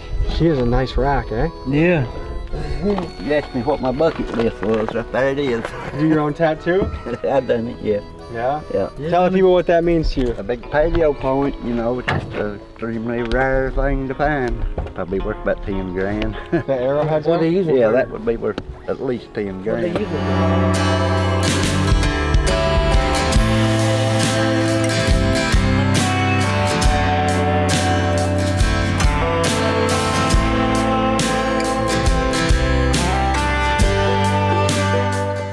Is this a place in America that probably gets forgotten about? You know, it's not hip and trendy, it's not the LAs and New Yorks of the world. People just call it bum or podunk. And so because of that, no one needs to run on a campaign that's going to help this place because, well, it's only a few thousand votes. Who cares? As long as I win the cities, I win the election. You feel like a lot of people suffer from like depression around here? Oh, yeah. What do people do to get help? Is it just like self-medicating or is a lot of resources? Yeah, a lot of people do drugs. What percentage of people you would say are on something? 50 to 65%. One of the things we're covering is rising cost of living, and groceries are a big part of that. We're at the one grocery store in town. How do you think about the prices here? A little high. A little high? Everywhere you go in America, locals will tell you about the crazy grocery prices. US Today states that the average American family now spends over $1,000 on groceries, and the US Department of Agriculture says grocery prices are up 25% since 2019. Due to crippled supply chains, it was kind of understandable that food prices went up during COVID, but even then it still felt like we were being gouged by grocery stores, and it turns out we were. The Federal Trade Commission released a report that said large grocery store chains exploited product shortages during the pandemic by raising prices significantly more than needed to cover their added costs, and they continue to reap excessive profits. And not only did they gouge us, but we've also now been hit with shrinkflation, which is the practice of items decreasing in size, but they still charge us the same amount. Many people are feeling stretched to a breaking point when it comes to feeding their family, and in a town like this with only one grocery store and no competition on pricing, it is especially tough. Do you feel like the cost of living has just gone up in the last few years? Oh, definitely. Where have you seen it most? Groceries, gas, just everything really, you know what I mean? Do you think more and more people are just stretched? Oh yeah, definitely stretched thin. $100 bill, you know, is like a 20 used to be, you know what I mean? Like one thing I've seen from cities to here is like I can go either as cheap as I can, like Aldi and Walmart, or I can go expensive like Whole Foods or fancy shop. But here you got one option to shop. So let's just go walk in and let's look at the prices. A dozen for $4.50. Do you remember when that used to be like $1 for a dozen only a few years ago? Oh yeah. The cheese, $3.09. $5.60. One of the things that happened from the pandemic is like they raised all the prices after the pandemic, but then once things went back to normal, they never raised them back down again. Right. When you see corporations having record profits, like what goes through your head right now? Well, inflation was killing them. That's the bottom line. Do you know how much you spend on groceries in a month? $300 to $500. What do you think needs to happen to make like more people proud to be an American?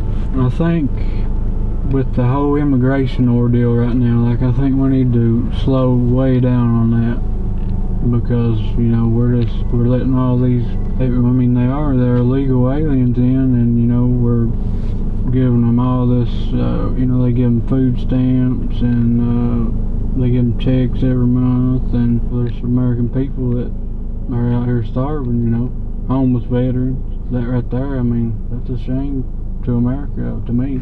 To really understand something, you gotta go straight to the source. And to understand drugs in rural America, you gotta talk about meth. So we found ourselves a meth dealer that was willing to talk. This is what he had to say. We're deep in the Kentucky woods, and I wanted to learn more about the drugs that are moving through the community. I'm here with, and Jay, what are you in the business in? Methamphetamine, fentanyl, heroin, that's mainly it. Did you sell all of those at the same time? Yeah. Okay. What do customers want? Like, what was the highest seller, what was the lowest seller out of that grouping? Well, it started out, meth was the biggest seller at first, and then, you know, when the pandemic hit, it transitioned into the fentanyl mostly. Right now, that's what's trending as well. Fentanyl's taking over the game? Yeah, that's what everybody wants right now. What is the cost of fentanyl? Anywhere from $1,200 to $1,600 now. What are the quantities that people are picking up, and how much do they pay for that? Like a 8-ball, $350 for fentanyl. Meth right now at ice is way down, you know, it's like $125, $150 an ounce. How does fentanyl get into a place like Osley County? You know, over time it's inevitable, you know, it's just gonna start bleeding over from the cities. What has been the difference now that fentanyl has entered the game? There's a lot more overdose deaths. Do you think most people in this community know somebody that's overdosed?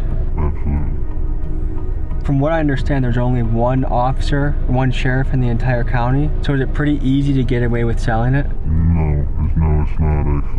There's a lot of state police, and you know we have a lady sheriff, but you know she's got deputies too. Okay. In the business of that, are you ever paranoid or sketched out? Oh, absolutely, you gotta be. Have you had any close calls, or you ever been caught for doing any of that? Yeah. And what happened? Went to jail. A traffic stop. Traffic stop, and they found it in the vehicle? Yeah. Okay. What was that like? Well, you know, it's pulled over and they've got a dog, they run the dog, and when it hits, they have probable cause of search. Was your heart racing at this point? See, I was nervous. I mean, I would imagine. Do you feel like if there's more opportunities here for people, that they would be less likely to do drugs, and that drugs are kind of just a way to numb yourself if you feel like you don't have a lot of options? No matter how much opportunity you have around a place, there's always going to be drug addiction no matter what. There's a lot of drug-induced mental illness. I guess, is there any stories of that you, like, to paint people a picture of what you're talking about? You know, people can be normal, and then after they say do methamphetamine for a while, like, it just makes, like, schizophrenic symptoms and stuff like that, you know, it just really makes them come out, you know. That sounds like it would be pretty scary to deal with. Oh, yeah, it can be. The United States has very high drug addiction issues from the city to rural and in between. What percentage of this area you think is on some sort of drug? 30 to 40%. If you want to get clean, what are your options? Are there AA meetings? Is there therapy? Is there rehabilitation? Is there recovery homes? Like, oh yeah, there's definitely there's rehabs and stuff like that. Yeah. There's not a whole lot of NA and AA meetings, but there is rehab. How many like people in the area are like working like multiple jobs, where they aren't just working one like 9 to 5, where they have to have something just to scrape by? Sure. Like, do you feel like people can't get by on just like one job anymore? Around here, it's harder to get by on just one job. Do most people go into selling drugs simply for the extra income? Yeah. And on a good month, what can you make selling meth, fentanyl, heroin? It just depends on the quantities that you're able to obtain, you know, what kind of money you got to start out with, you know what I mean? If you got a little bit of money going into it, it helps a whole lot. At least enough to buy an ounce quantity of either. What's the biggest week or month you've ever had in business? Probably 20 grand. 20 grand? Yeah. What did you do with that money? Well, I ain't got nothing to show for it now. You pissed it away? Yeah. What kind of things did you spend it on? Well, at the time, a lot of it I spent right back on drugs. How has being in this business like impacted your mental health?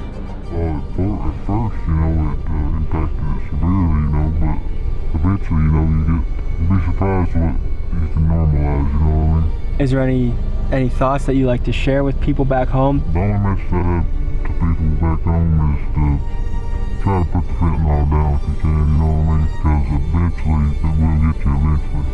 If you're f***ing with it all, you are going to die at one point, you know? Well, thanks for sharing your thoughts and your story, and we'll see you in the next part of this episode. We heard a rumor going around town that a female police officer damn near patrolled the entire town by herself. We went to her office to go talk to her. She was a little bit camera shy, but she did say her lieutenant would do an interview. Here's what he had to say. I'm Tommy, I'm here with Gavin Shanks. You got a firm handshake. Tell me, what is it like being a deputy in Osley County? It's a pretty good experience. We definitely we get quite a bit of good calls and stuff. To be such a small town, we get into a lot of theft cases, a lot of dope cases. When you refer to dope, which drug is that?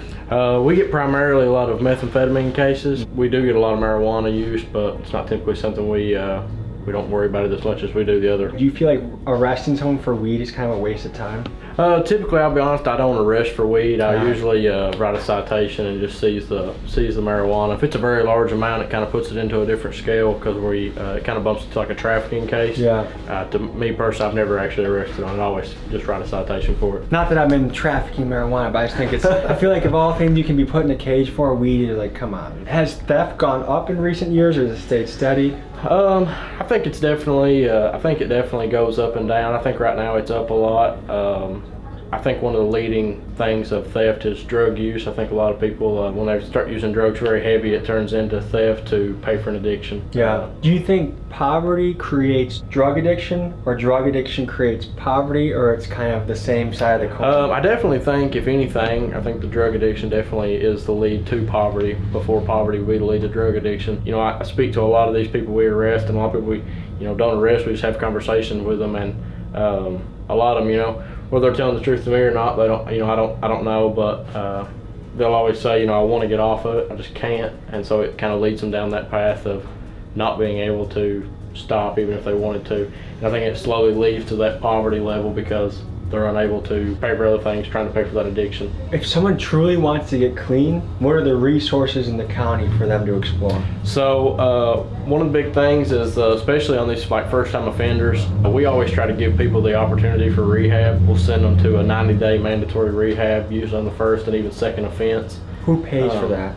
The county does. That's really big. If it's a mandatory rehab that we put them through, the county will have to take that in. We also have a rehab right here in the county. What do you had to guess? What do you think the success rate of a 90-day rehab is? Man, sadly, I'm gonna angle on the low side just because it's not because it doesn't necessarily work or that's not a good rehab. It's just that people don't have the drive for it, and it's hard to conquer that drive in such a short amount of time. It's usually a good refresher, and we definitely see a change in people. In that 90 days, previous to us arresting you, and that 90 days, you will look like somebody we don't even recognize. But, the biggest thing is after that 90-day rehab, what are you going to do with it? Are you going to continue to stay clean?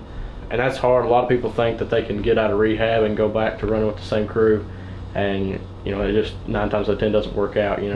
How has fentanyl changed the game? We are seeing an incline in overdoses here in the past, I'd say, year, and a lot of it leads back to fentanyl. We've had people we used to, if we came upon an overdose, we could Narcan somebody 1 or 2 times and we were able to get them back. Now we're seeing Narcan 9 to 12 times before we're getting a responsive patient back. So, it's definitely changed the game a lot, and you can't ever tell what it's going to be inside of. We get people who had a guy owed a few weeks ago, and he may not have told me the exact truth, but he said all he smoked was a joint, and he ended up overdosing. When they cleaned his stomach, he had overdosed on fentanyl. And so, whenever you look at that it could possibly be in marijuana and stuff, you never know what it's going to be inside of. You could smoke a joint and overdose. What is it like carrying that with you? I think a lot of people don't understand what law enforcement see on a day-to-day basis, because you see people on their worst day. You see the fight between the husband and the wife. You see the drunk. You see the person that just overdosed and died. What is it like carrying that all with you? I guess you just have to always make sure you don't take everything home with you, and try to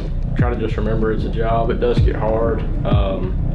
Try to always be compassionate to people, and even though we see them on our worst day, a lot of people just see us and always think the very negative. of it all, but we try to be compassionate with people and be understanding. All right, folks, that was Osley County. I think this is a very important American story to cover. I appreciate the people of Osley County welcoming us in and sharing their story with us, because we're always thinking about what's the way forward. Oh my God, this is serious. Hello folks, I'm Tommy G. Today I'm in the Lord's country, Eastern Tennessee, Appalachia. My name is Shaka Hustle, man, and in East Tennessee, we will protect these kids. Yay! What's happening? What?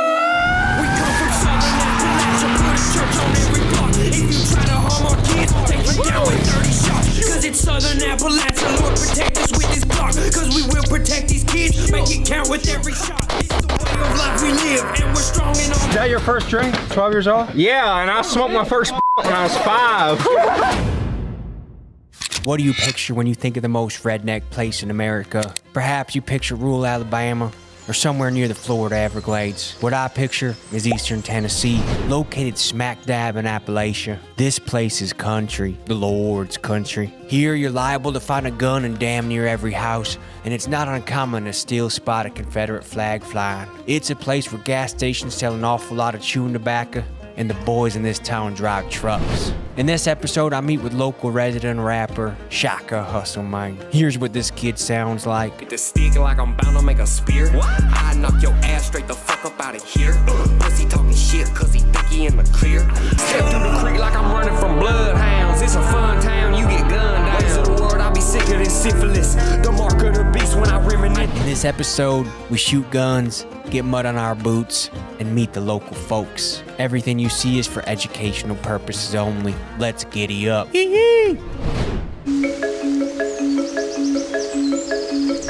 What's up, y'all? Shaka Hustle, man. Welcome to East Tennessee. We're gonna show you about how it is, how we live, what it is, and we're gonna tell you the truth about this place. When it comes to Tennessee as a whole, I feel like we're one of the last states that's really sticking to the true American way of life that our founding fathers set it up for us. East Tennessee is one of the few places you'll go where somebody will walk up with their pants sagging and some cowboy boots on and be like, howdy, homeboy. What's up, my homie? And I'm a rapper. Everybody always has this stigma around rappers that they freaking live the party lifestyle and stuff, but really I just be fixing trucks and cutting grass and painting walls. That's really what it is. But is this your baby right here? Yeah, this right here, it's a 1979 Scottsdale. It says it's a K10, but it's a K20. As you can see, she's a little muddy right now. We got wild over the weekend. Around here, it's either people who take the route of getting on drugs. I mean, there's an in-between, obviously, but people either take the route of getting on drugs or they go out and they have fun with what they got. And around here, we know how to fix stuff. We know how to work on stuff, and we put our trades to fun. Fentanyl epidemic has taken over this area like nothing you've ever seen. But one of my closest family members, she's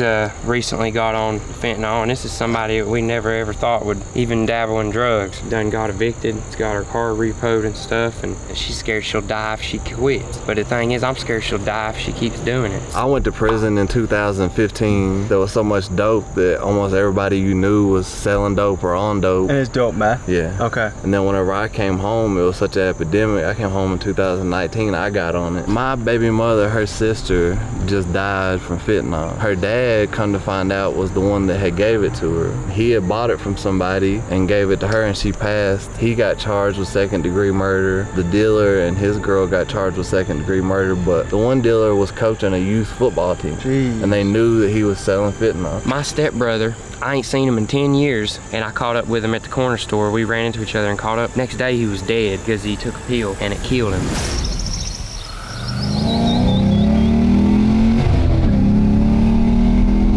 Had to do a quick little pull. That's got some zip to it, huh? Yeah, she does. The town we're in, Elizabethton, is a really old town. A big news channel one time said that this was the best area to move to, and everybody was pissed about that because now you got a lot of people from Florida, California, move here trying to get away from, I guess, city life. Through the creek like I'm running from bloodhounds. Next, we were invited to the top of the hill, to the Diesel Dicks headquarters, for a rip-roaring shindig.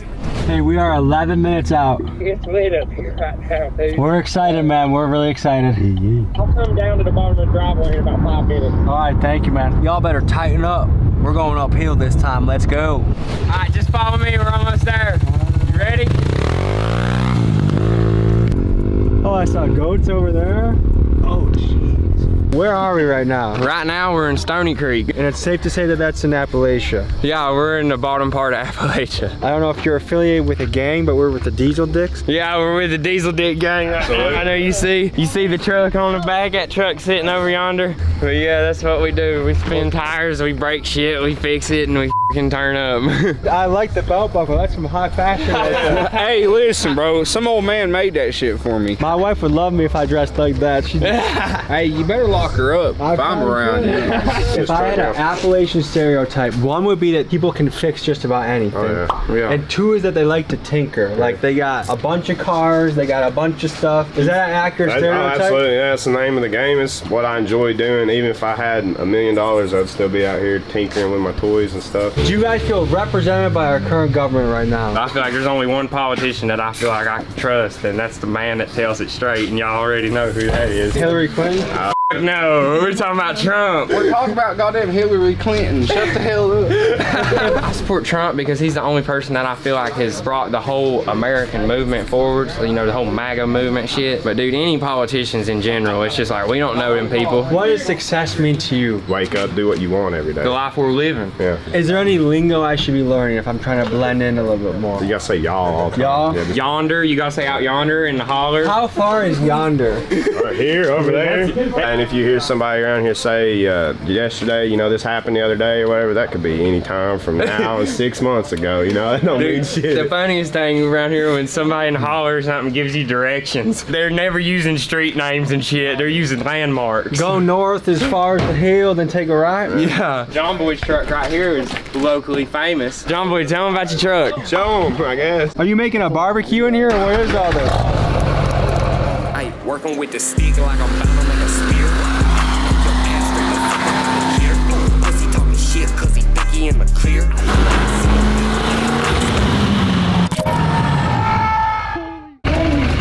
I gotta drive that home. You supposed to tell us about it. Oh, you ever burned out? I've never burned out in my life. Get in. Can the car blow up if I do this? I mean, it ain't gonna like hurt nobody. It's fine. Don't worry about it. Alright. We only got one tire left. We only have one tire on this truck? Well, I mean, it's got two, but the one's popped. Alright, right here's good. Give it quite a bit of brake and start easing in the throttle. We're gonna blow up. It'll be alright. Oh my. It's gonna pop. Keep going. Hold it to the floor. I'm gonna give it a second. Oh my god, this is serious. Did I just explode a tire? You sure did. You wanna get out look? Holy fucking shit. Oh my god. You're a redneck now.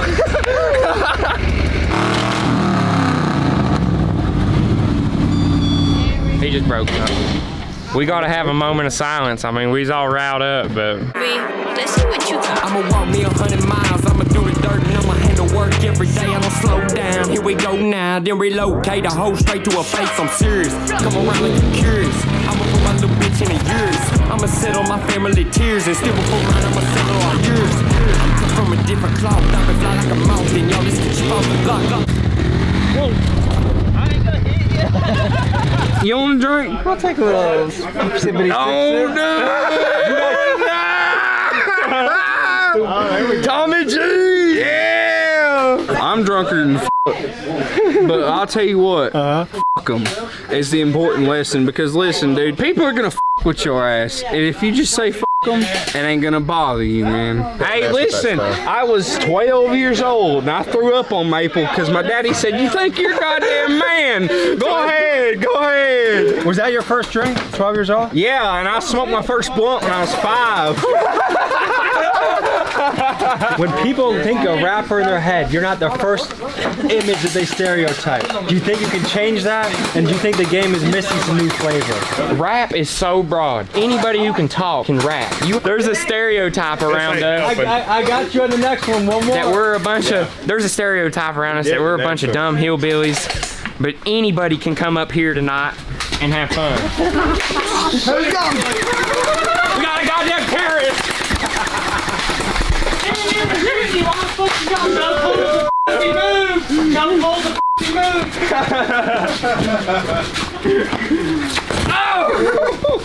That's what I'm saying. All right.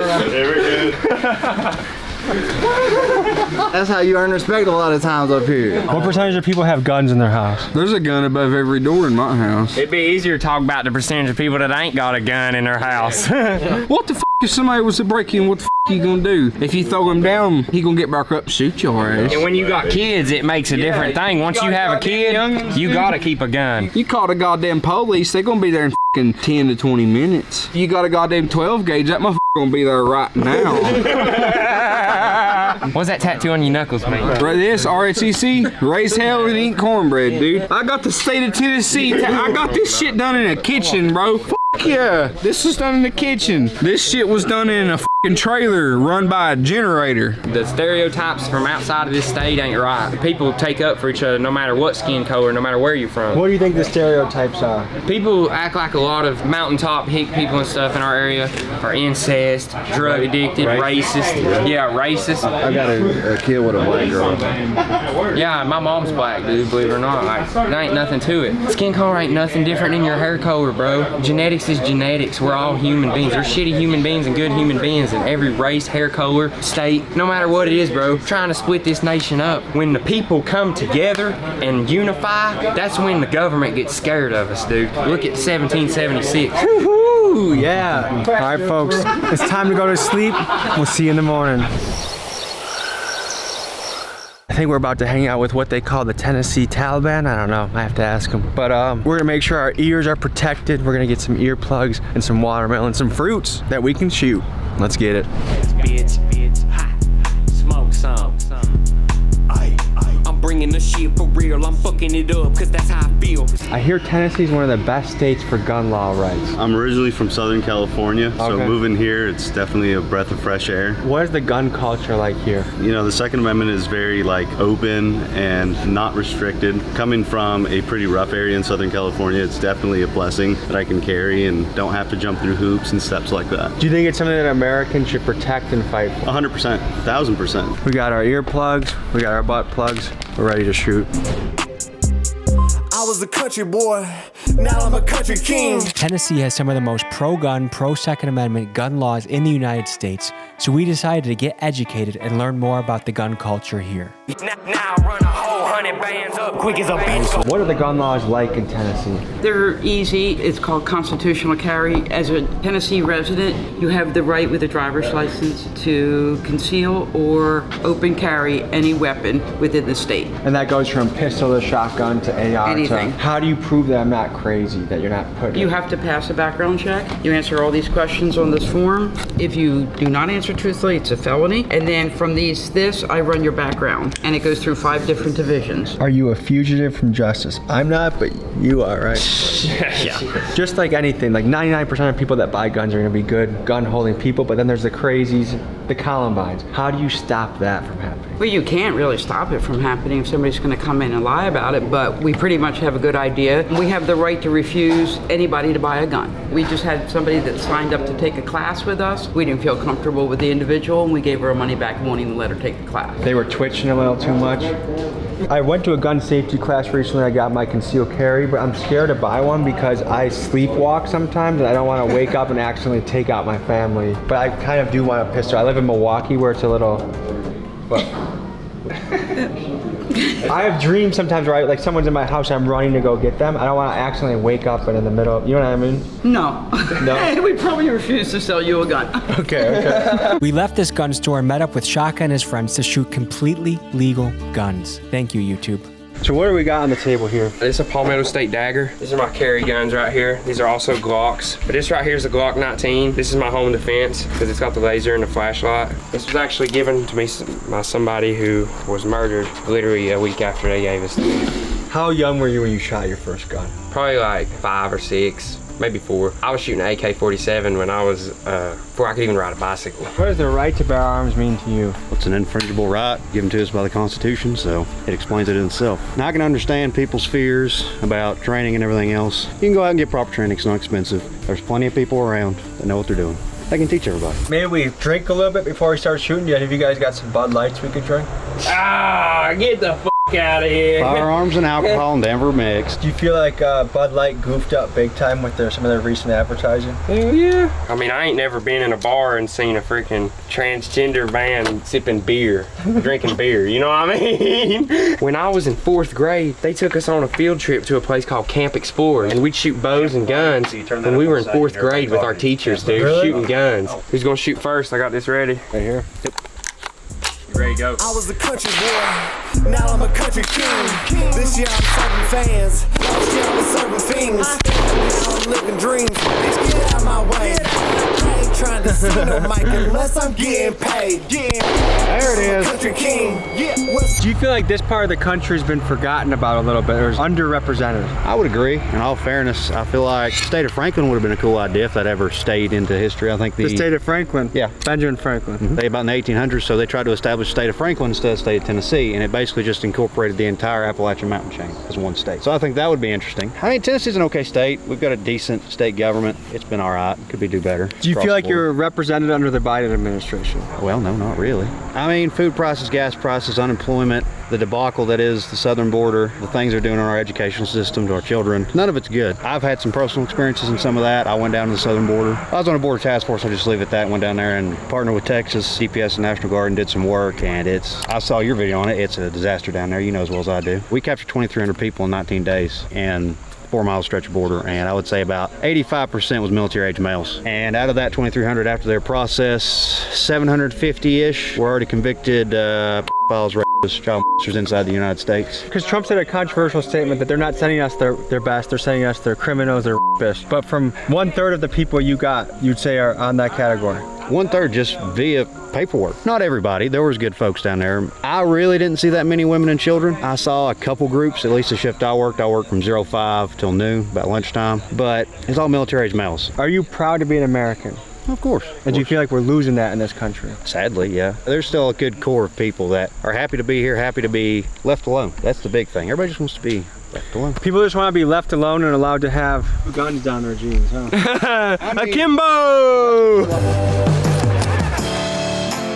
This is my message to Joe Biden. You come try here, come to my property, man. That lady in a small town. Joe Biden. Yay!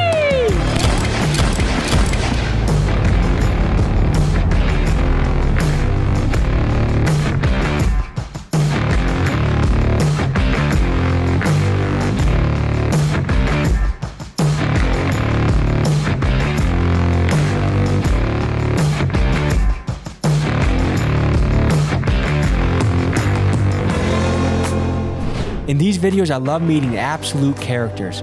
This next scene, we get to go to Kurt Dogg's house, and this guy is an Appalachian legend. We're in Kingsport, Tennessee. Beautiful slice of paradise in Northeast Tennessee. This is no place like home. I've been a lot of places, and you know how birds and stuff navigate through magnetism of the earth?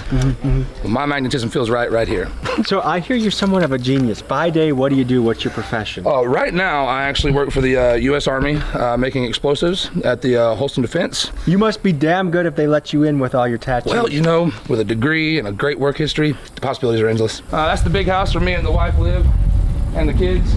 You see a lot of overgrown trucks and weeds around here. This is a Jeep that I was just given. We're gonna basically turn it into. Was that a birthday gift or a Christmas gift? Just a random, like I need it out of my area. It's got a good motor. What goes down in here? That's just the farmhouse. When we have little shindigs like we do today, people go in there. We got couches, sit, lounge, hang out. This is honestly the dream, is to have a lot of land, peace and quiet. This is a place that the crickets chirp at night, the stars come out. This is the result of deciding to make a lot of good choices along the way.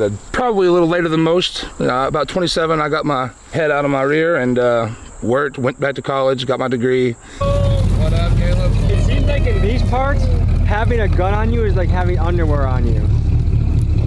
Everywhere I go when I'm not going to work.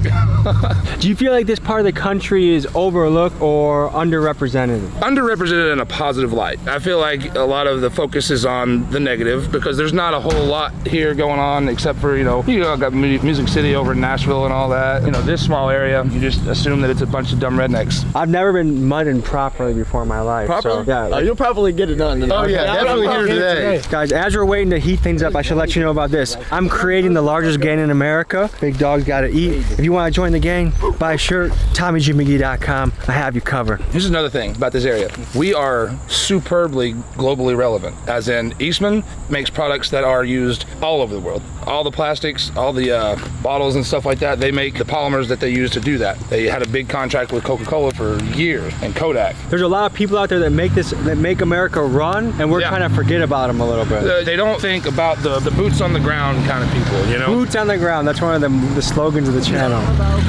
I was getting into Oak Ridge. Oak Ridge, that is where they refined the uranium for Fat Man and Little Boy. It's the bombs that were dropped on Hiroshima and Nagasaki. Oh, that was made in this area, like Oak Ridge. They built an entire city that was, you know, nobody came in or out, but they did the thing there. They made the explosive ordnance that went into that. Yeah. Who wants to show the city boy like me how it's done? Hop in the truck. Hop in the truck. I might need to do a little carb tuning.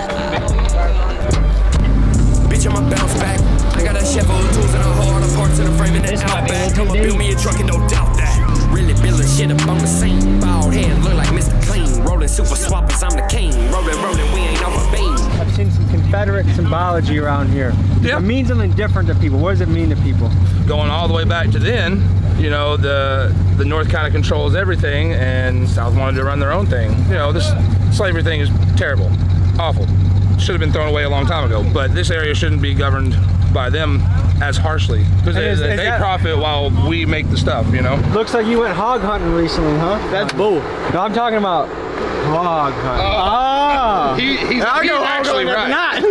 All right, folks, we went on quite a journey, and the music that you've heard throughout this video is all this guy right here. A couple guys back here too, but the link is in the description. Blow this guy up. Comment, Big Dogs Gotta Eat. Thank you for the hospitality. Man. Any final thoughts you got? Man, I just appreciate you coming out here and showing love to our people, man. We got good people, and you're good people too, so it's good to get y'all out here and turn up, do a little yee shit. Yee! Guys, the world's a beautiful place. The media is gonna try and tell you it's not, but you can go anywhere to anyone. There's good people. They're trying to breed separation, but when you travel the country, you travel the world, people are friendly, people are wonderful, people are kind, and I experienced that here in East Tennessee and Appalachia.